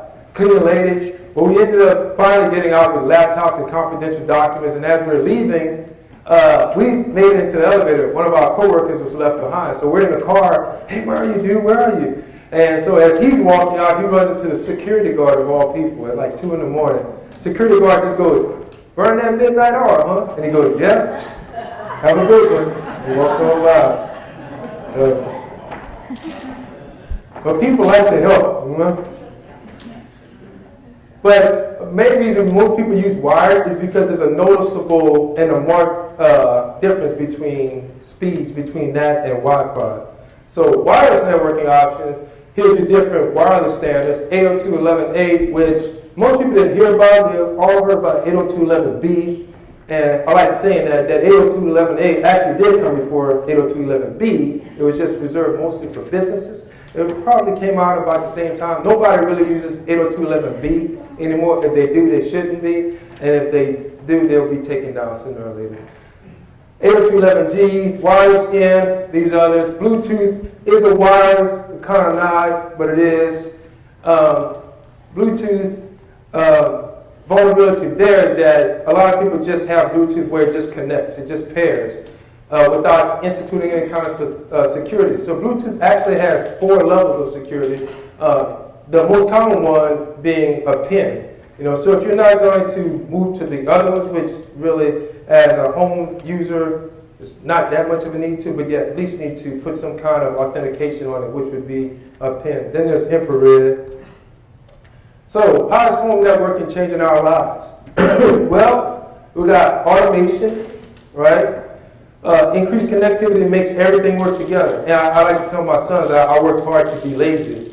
And so you put in all the effort to develop this technology, it allows you to be lazy, you know? Is thermostat, lights, you can control all this stuff through the connectivity of everything. And it's all part of the whole home network. The safety that it brings now, you have your webcams, you can nanny cams, you can look at your property, look at your family, look at your pets from way across the world. If you're in Paris, if you're in London, you can keep an eye on everything. So, and here's some of the technology that's here, right? Google Home Assistant. Google, play my wake-up music. I heard somebody on a commercial the other day, Google, play my favorite wake-up song. It's like, okay, you're up now. So how does that apply? The logic doesn't work for me. Google, what's the temperature outside? That's good. Google, what's my agenda today, this morning? Not to be undone, Amazon's Home Assistant. Okay, I know you guys are going to say, well, Amazon and Alexa came out first. They came out first, but Google was working on their stuff a lot further ahead. So a lot of these innovations are good. They're not bad. The innovations themselves are not bad. Devices like this, the smart locks. Now, sometimes though, products are released to consumers without proper testing being done. So right here for this one, the smart locks. Last year at DEF CON, the big hacker conference in Vegas, there was a talk that was given. 75% of the locks that they reviewed were vulnerable to what we call a replay attack. So basically what happens is, let's use your car for example. You go outside, you hit your button on your remote to unlock your car door. It doesn't unlock. What happened? Well, hacker, me, is sitting down right there with a device. I just captured that signal as it was going through the air. I stopped it from going to that car. Now I have it. Okay, so you're like, it didn't work. Hit it again. You hit it again. This time it worked. Well, I don't need to block it because I have this one. I tuck that away. I go home. Next week, I see you at Walmart. I walk up with my smartphone and I replay what I caught that day. And what happens? Your door is unlocked. Now you walking across the parking lot had no clue of what I just did. And that's what was happening with these smart locks on these doors. They were able to conduct a replay attack against smart locks on homes. Can you imagine? You're walking, you're leaving, you go to work, and somebody's opening your door with a replay attack. And the problem was that these vendors were selling these devices, like I said, 75% of 42, they were selling these devices and saying this stuff wasn't possible. They were saying that the data that was going through the air was encrypted. Encrypted, like he said, it was gobbledygook. It wasn't. It was clear text. So imagine you sending your password, it was just right out in the open. So I'm sitting there capturing, I don't have to decipher anything because it was just coming through in clear text. Garage door openers. The garage door openers now are part of the whole Wi-Fi connectivity in the house. Integration with devices such as Alexa. So things are so interconnected now and so intertwined as a result of the advances in technology that it makes everything vulnerable. Mark Goodman, he wrote a great book called Future Crimes, and I like his comment. When everything is connected, everything is vulnerable. So it really is the same old adage is true in this. You're only as strong as the weakest, your defense is only as strong as the weakest part of it. When everything's connected, everything is vulnerable. So go back to Equifax. It wasn't Equifax that got hacked. It was a third-party company that Equifax was connected to, that they employed their technology into their website. And so because they were weak, Equifax got hacked. So this is why we always talk about defense in depth, because relying on one thing is a recipe for disaster, a true recipe for disaster. So let's look at this. What are some of the risks? All those things have great value as a consumer, though. It's important for you to weigh the value versus the risk. It's also important to conduct the proper research on a product before marrying it to the rest of your network. So what are the risks? How are we more vulnerable now than before? Well, we got more technology right now, so we have more moving parts. More things are moving, everything's connected. It's impossible to keep up with all this stuff. I don't want to fall off the stage. There'll be something on video to remember. And the thing nowadays, everything's immortal, lives forever. So more moving parts than ever before. It's impossible to keep up with all this stuff, so it brings us with more risk. How are we more exposed? Because everything we do now traverses many paths. I spelled that right, yep. So anyone along the way may be compromised. Like I said about the Equifax thing. Any path along the way could be compromised. And we're trusting vendors with our security. So we go back to the smart locks. Maybe you get everything else right in your home network, but the smart lock was the issue. That's your Achilles heel right there. You've been brought down. And how do we increase the attack surface? Now, in our industry, we call this increasing the attack surface. So you have 5 devices on your network. Can't get to those. You add 5 more. Well, now you're increasing the attack surface. Are you going to be able to keep up with the patching and the upkeep on those 10 as you were with the 5? And anybody, if you have any questions, please stop me along the way. So let's talk about where the risk comes from. Now, I didn't preview how these would look on the screen. So software bugs. Now, gotta understand this. Everything you have has a software bug. What Brian was talking about was that the updates. So let's say you have a device, you have software. The developer wrote it, a programmer wrote it, but maybe they didn't know about all the bugs. Okay, for example, for a long time, there was software that was being released. Well, you enter your username and your password for authentication. Okay, I didn't mind using my name and my password on your machine. It says invalid. Invalid password. It's supposed to say that. Okay, let me try it again. And this time let me use 5 50-letter A's. Still says invalid password. What if I use 500-letter A's for the password? Then the software would say, I don't know what to do with this. Must be the right password. Let's let him in. And that went on for years. And that's the result of not properly testing the software. But yet, when these guys would find this out, well, Brian mentioned about Microsoft with the Outlook bug. We exploit that like nobody's business. But Microsoft refuses to fix it. Other vendors would see these things, we report them, and they're like, yeah, we're going to fix them. So then they fix them, and then they release a patch, an update. That's releasing an update to fix the software bug. So if you don't patch, then you're leaving yourself wide open to this stuff. Outdated software, you're laughing, but people still use this kind of stuff. I still see it. I walked into a company in Dallas. I walked in and I called my team and I said, hey guys, I'm looking at a Commodore 64 sitting on the shelf right here. I guess you know how this penetration test is going to go. Literally, 15 minutes from the time I sat down, I owned the network. And one of the ladies came running out of the room. Oh my God, somebody just hacked my password. It's like, okay, I created that much noise so she would see, because we try to test your ability to detect an attack. If I didn't want her to see it, she wouldn't have seen it. But yeah, people still use this stuff. And the problem with this is that there are exploits that are readily available on the internet to exploit older technology, older hardware, because a lot of this hardware cannot support the new security features that the vendors create and that the vendors make available to you. So if you're still running this old outdated hardware, you're leaving yourself wide open. This software bugs we discussed earlier. My wife is one. She hates these updates. She goes crazy. Oh, there's another update. Especially with her iPhone. I get tired of these updates. I'm like, that's because Apple just released a patch for this big bug that's out there, this big vulnerability. Oh, I don't want to release, I don't want to patch, I don't want to patch. If you're that person, you're walking into the crosshairs. It's like this sniper out there. You're like, take my picture. Take my picture. Because if you don't have these updates, they will find you. The automated scans will find you. They'll take advantage of you. And they'll get you. And also, almost always is the insecure implementation of the hardware or the software.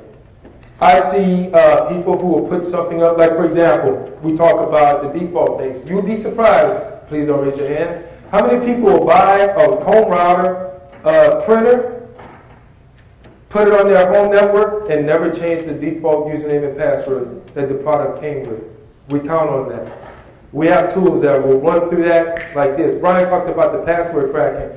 We have rigs that will run through 5 to 10 billion attempts at a password per second. Not per minute, per second. And we have probably 7 or 8 of those rigs. And we just cycle through them.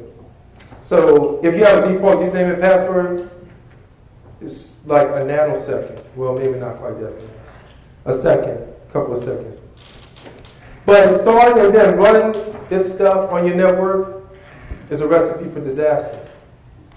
Insecure implementation. Now, I'll show you an example of insecure implementation. Last year, this guy, along with a friend, they took over. How many of you guys know about Tesla cars?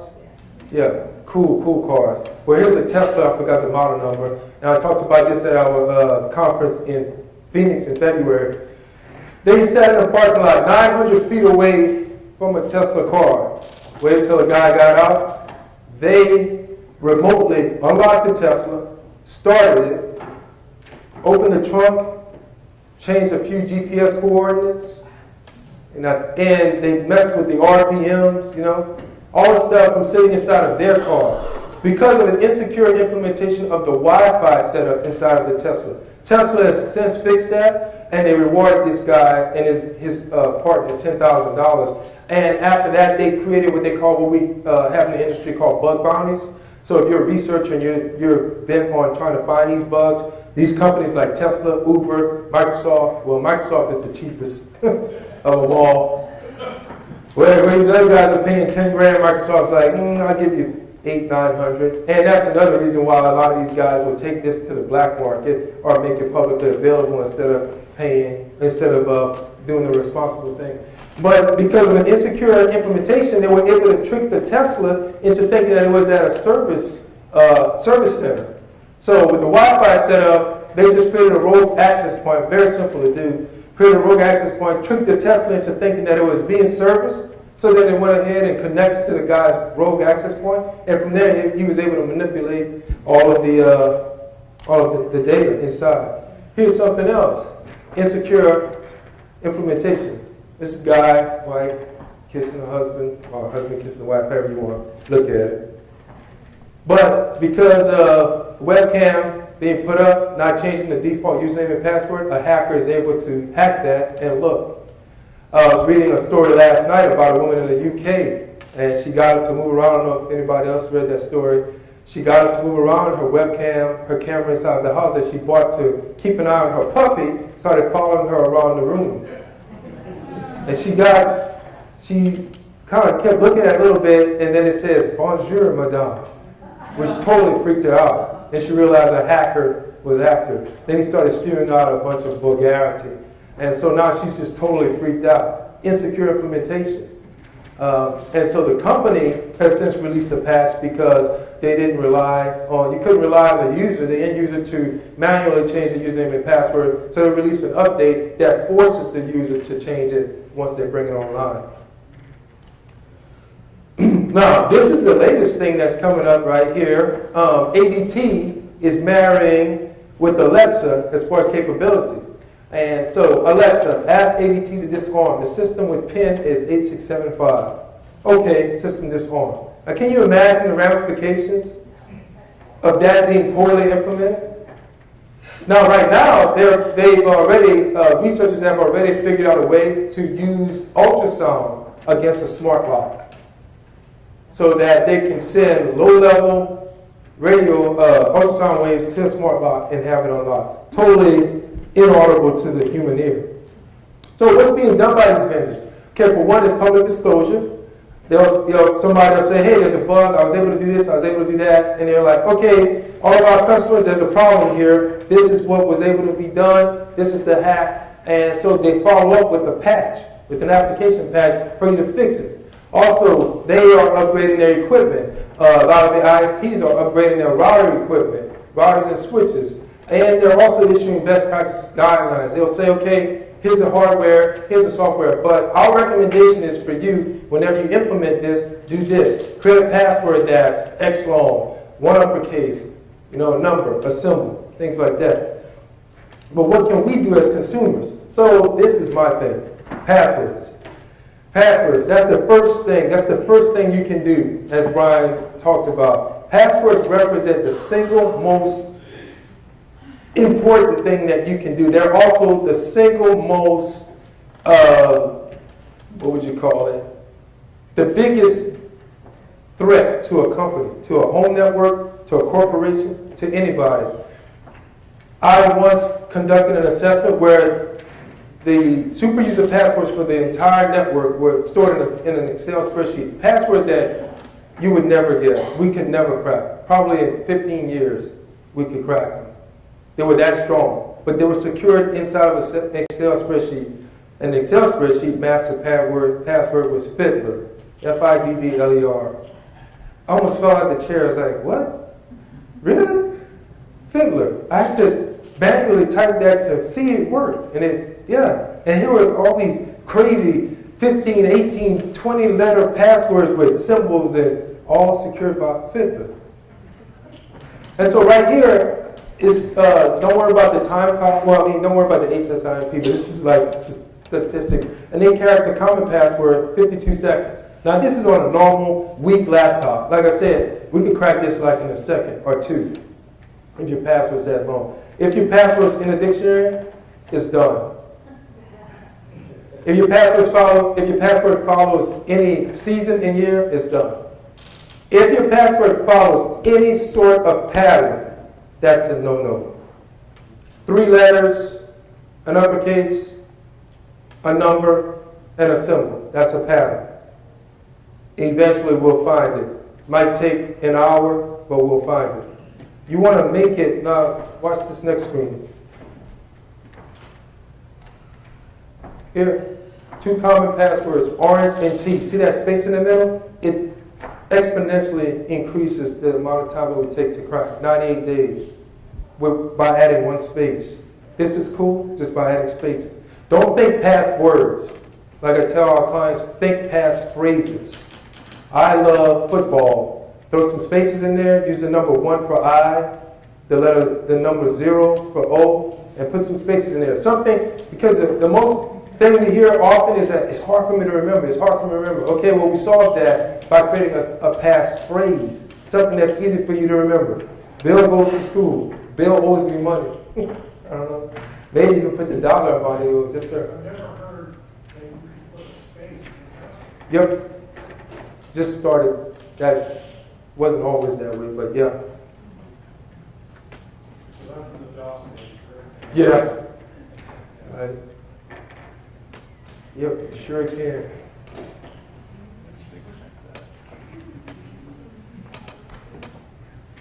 A host-based firewall, back to your point there, the machine stays on all the time. You do yourself a great favor by installing a firewall. Even at corporations, you know, they'll have a firewall that the company is protected by, but we advocate host-based firewalls that sit actually on this machine. They're blocking unnecessary ports. For example, the email attack that we use, it sends the email password, the googly goo, out through a certain port that should not be allowed to go out across the internet. Your firewall will stop it. It'll say, hey, there's something going on here. We shouldn't let this happen. So we're sitting over here twiddling our thumbs like, why is it not coming? Why are we not receiving it? It was because your firewall has stopped it. Cut it off. What? Installing vendor patches and updates, which we already talked about. That's very important. And antivirus solutions. Antivirus solutions, any of those three. So obviously commercial products do a lot more. You pay for a lot more functionality. But there's a whole, if you strap, you know, if money is a concern of yours, there's a lot of freeware antivirus like AVG, Avast. I remain vendor agnostic, but I'm just saying those are some of your choices. Can you comment on Windows Defender for Windows 10? Yes, very good. There are a lot, big improvement over the past versions. Big improvement over the past versions. In fact, yes. What was the question? Can I comment on Windows Defender for Windows 10? And I told them that it's a great improvement over the previous versions of Windows Defender. So Microsoft is hoping that Windows 10 becomes a new Windows XP, where everybody's using it. Windows 7, I still see it a lot, but Windows 10 is marked improvements with security over that. And so is Windows 2012 Server. Windows 2012 Server allows you to, as an administrator, restrict certain characters that are not to be used within passwords. They have what's called a fine-grained password policy, where as an administrator you can actually restrict users from being able to use certain characters and certain patterns within their password creation. Wi-Fi signal strength, which is something else. I remember doing an assessment. I was out in the two parking lots over and still picking up my client's Wi-Fi signal. There's no reason for the signal to go out that far. So this makes our job a lot easier. We can sit in the parking lot snacking on whatever, Abuelos, and hack the Wi-Fi. And nobody knows any better. So we're sitting in the parking lot, we hacked the Wi-Fi, we now have internal access to your corporate network. And we're on as a valid user, so nothing shows up in the logs that's suspicious. It's just that Bob is here, he logged in, I see Bob logged in, Mary logged in. Anybody in here is named Bob, I'm not talking about you. But it just looks normal. So what you want to do is, most consumer routers are set to 100% full strength when you don't really need it to be full strength. So you want to experiment with that, bring it down, experiment with it, and see inside your house, how do you do? How do things work? Is it okay? Bring it down to 70%, bring it down to 80%. Just see what works for you. But there's no reason for it. Like I said, I sit in my house and I'm picking up Wi-Fi networks with my devices like 2 blocks down. Of course, I'm using stronger antennas, but still stands to reason I'm picking up a lot of networks that I shouldn't be. Another way you can protect your Wi-Fi network is MAC filtering. If you're one of the geeky guys, I imagine one of you guys would do something like that. So MAC filtering. So basically, if you don't know what that is, every wireless card that connects to your home network, your home Wi-Fi, your phone, your laptop, your tablet, your iPad, your DVR, all these things all have what's called a MAC address. On the box itself, it's known by a MAC address by on the wireless card. So you can actually restrict what devices are able to connect to your network through this option here. And pretty much every router has that ability. And you go in and enter the MAC address, enable, and that's it. So you won't have people like me sitting out in the street connected to your Wi-Fi network. It's like sifting through your email. I am that guy. Brian, he's right. Brian doesn't typically go through email. He's kind of one of the standoff guys, but no, I'll rifle through everything because people put all kinds of stuff in there that we need for our job. I don't just do it to do it.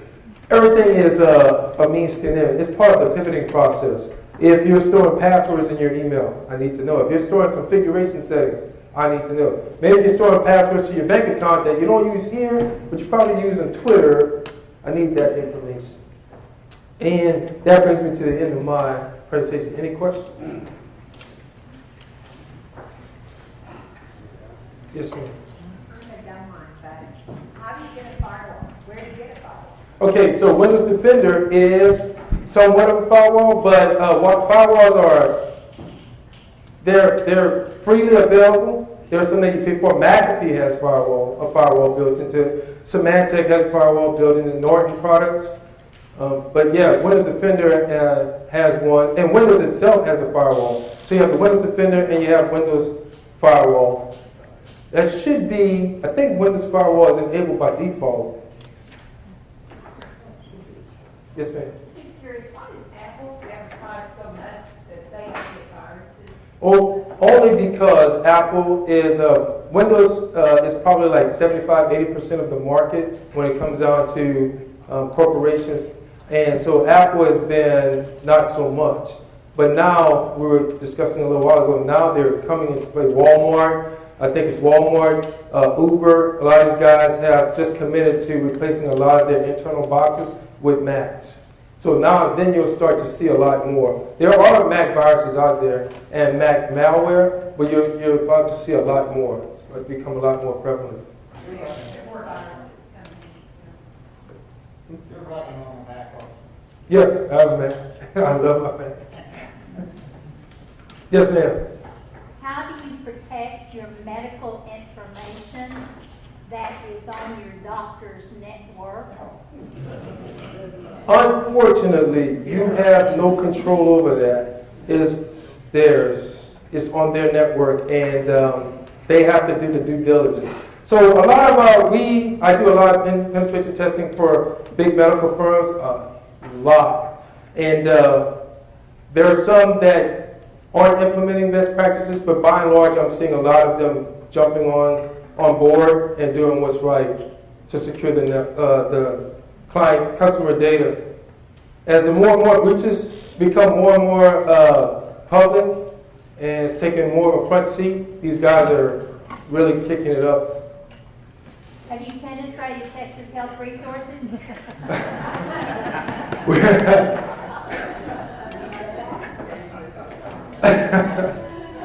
I will say a lot of the big medical firms we have penetrated. Yes, ma'am. Do you see more of the medical companies doing more work on medical devices that they use? Yes, it's a good question. Yes, we are involved a lot in testing medical devices. I do a lot of Wi-Fi testing. A few years back, we had a guy on our team. Yeah, he was involved in there was an insulin pump vulnerability that they were working on getting properly disclosed and getting that fixed. Unfortunately, some rogue person found out about that information, found out about the vulnerability and just went public with it, which is kind of sad, putting children's lives in danger. Because they were able to, basically it comes out to they were able to manipulate the amount of insulin that the pump pushed out. They were able to do it over a Wi-Fi connection.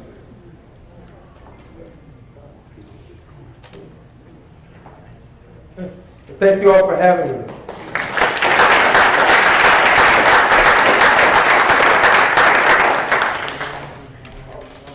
Yes, sir. Well, I told you tomorrow's Halloween, and there were going to be some scary creatures out. I think we just saw some scary creatures tonight that are already at our house waiting for us to turn on our computers. I want to thank our presenters again. Let's give all of our presenters a hand. I made some notes, and let me just share some things. First of all, you're going to go home and change your password to a phrase, right? No, some are shaking their heads. It's a hassle, but it's something that we need to do. But let me just share some things that I came up with. Number one, if you didn't go looking for it, don't open it or install it. That's number one. Number two, if you installed it, update it, especially cybersecurity software, and if you no longer need it, remove it.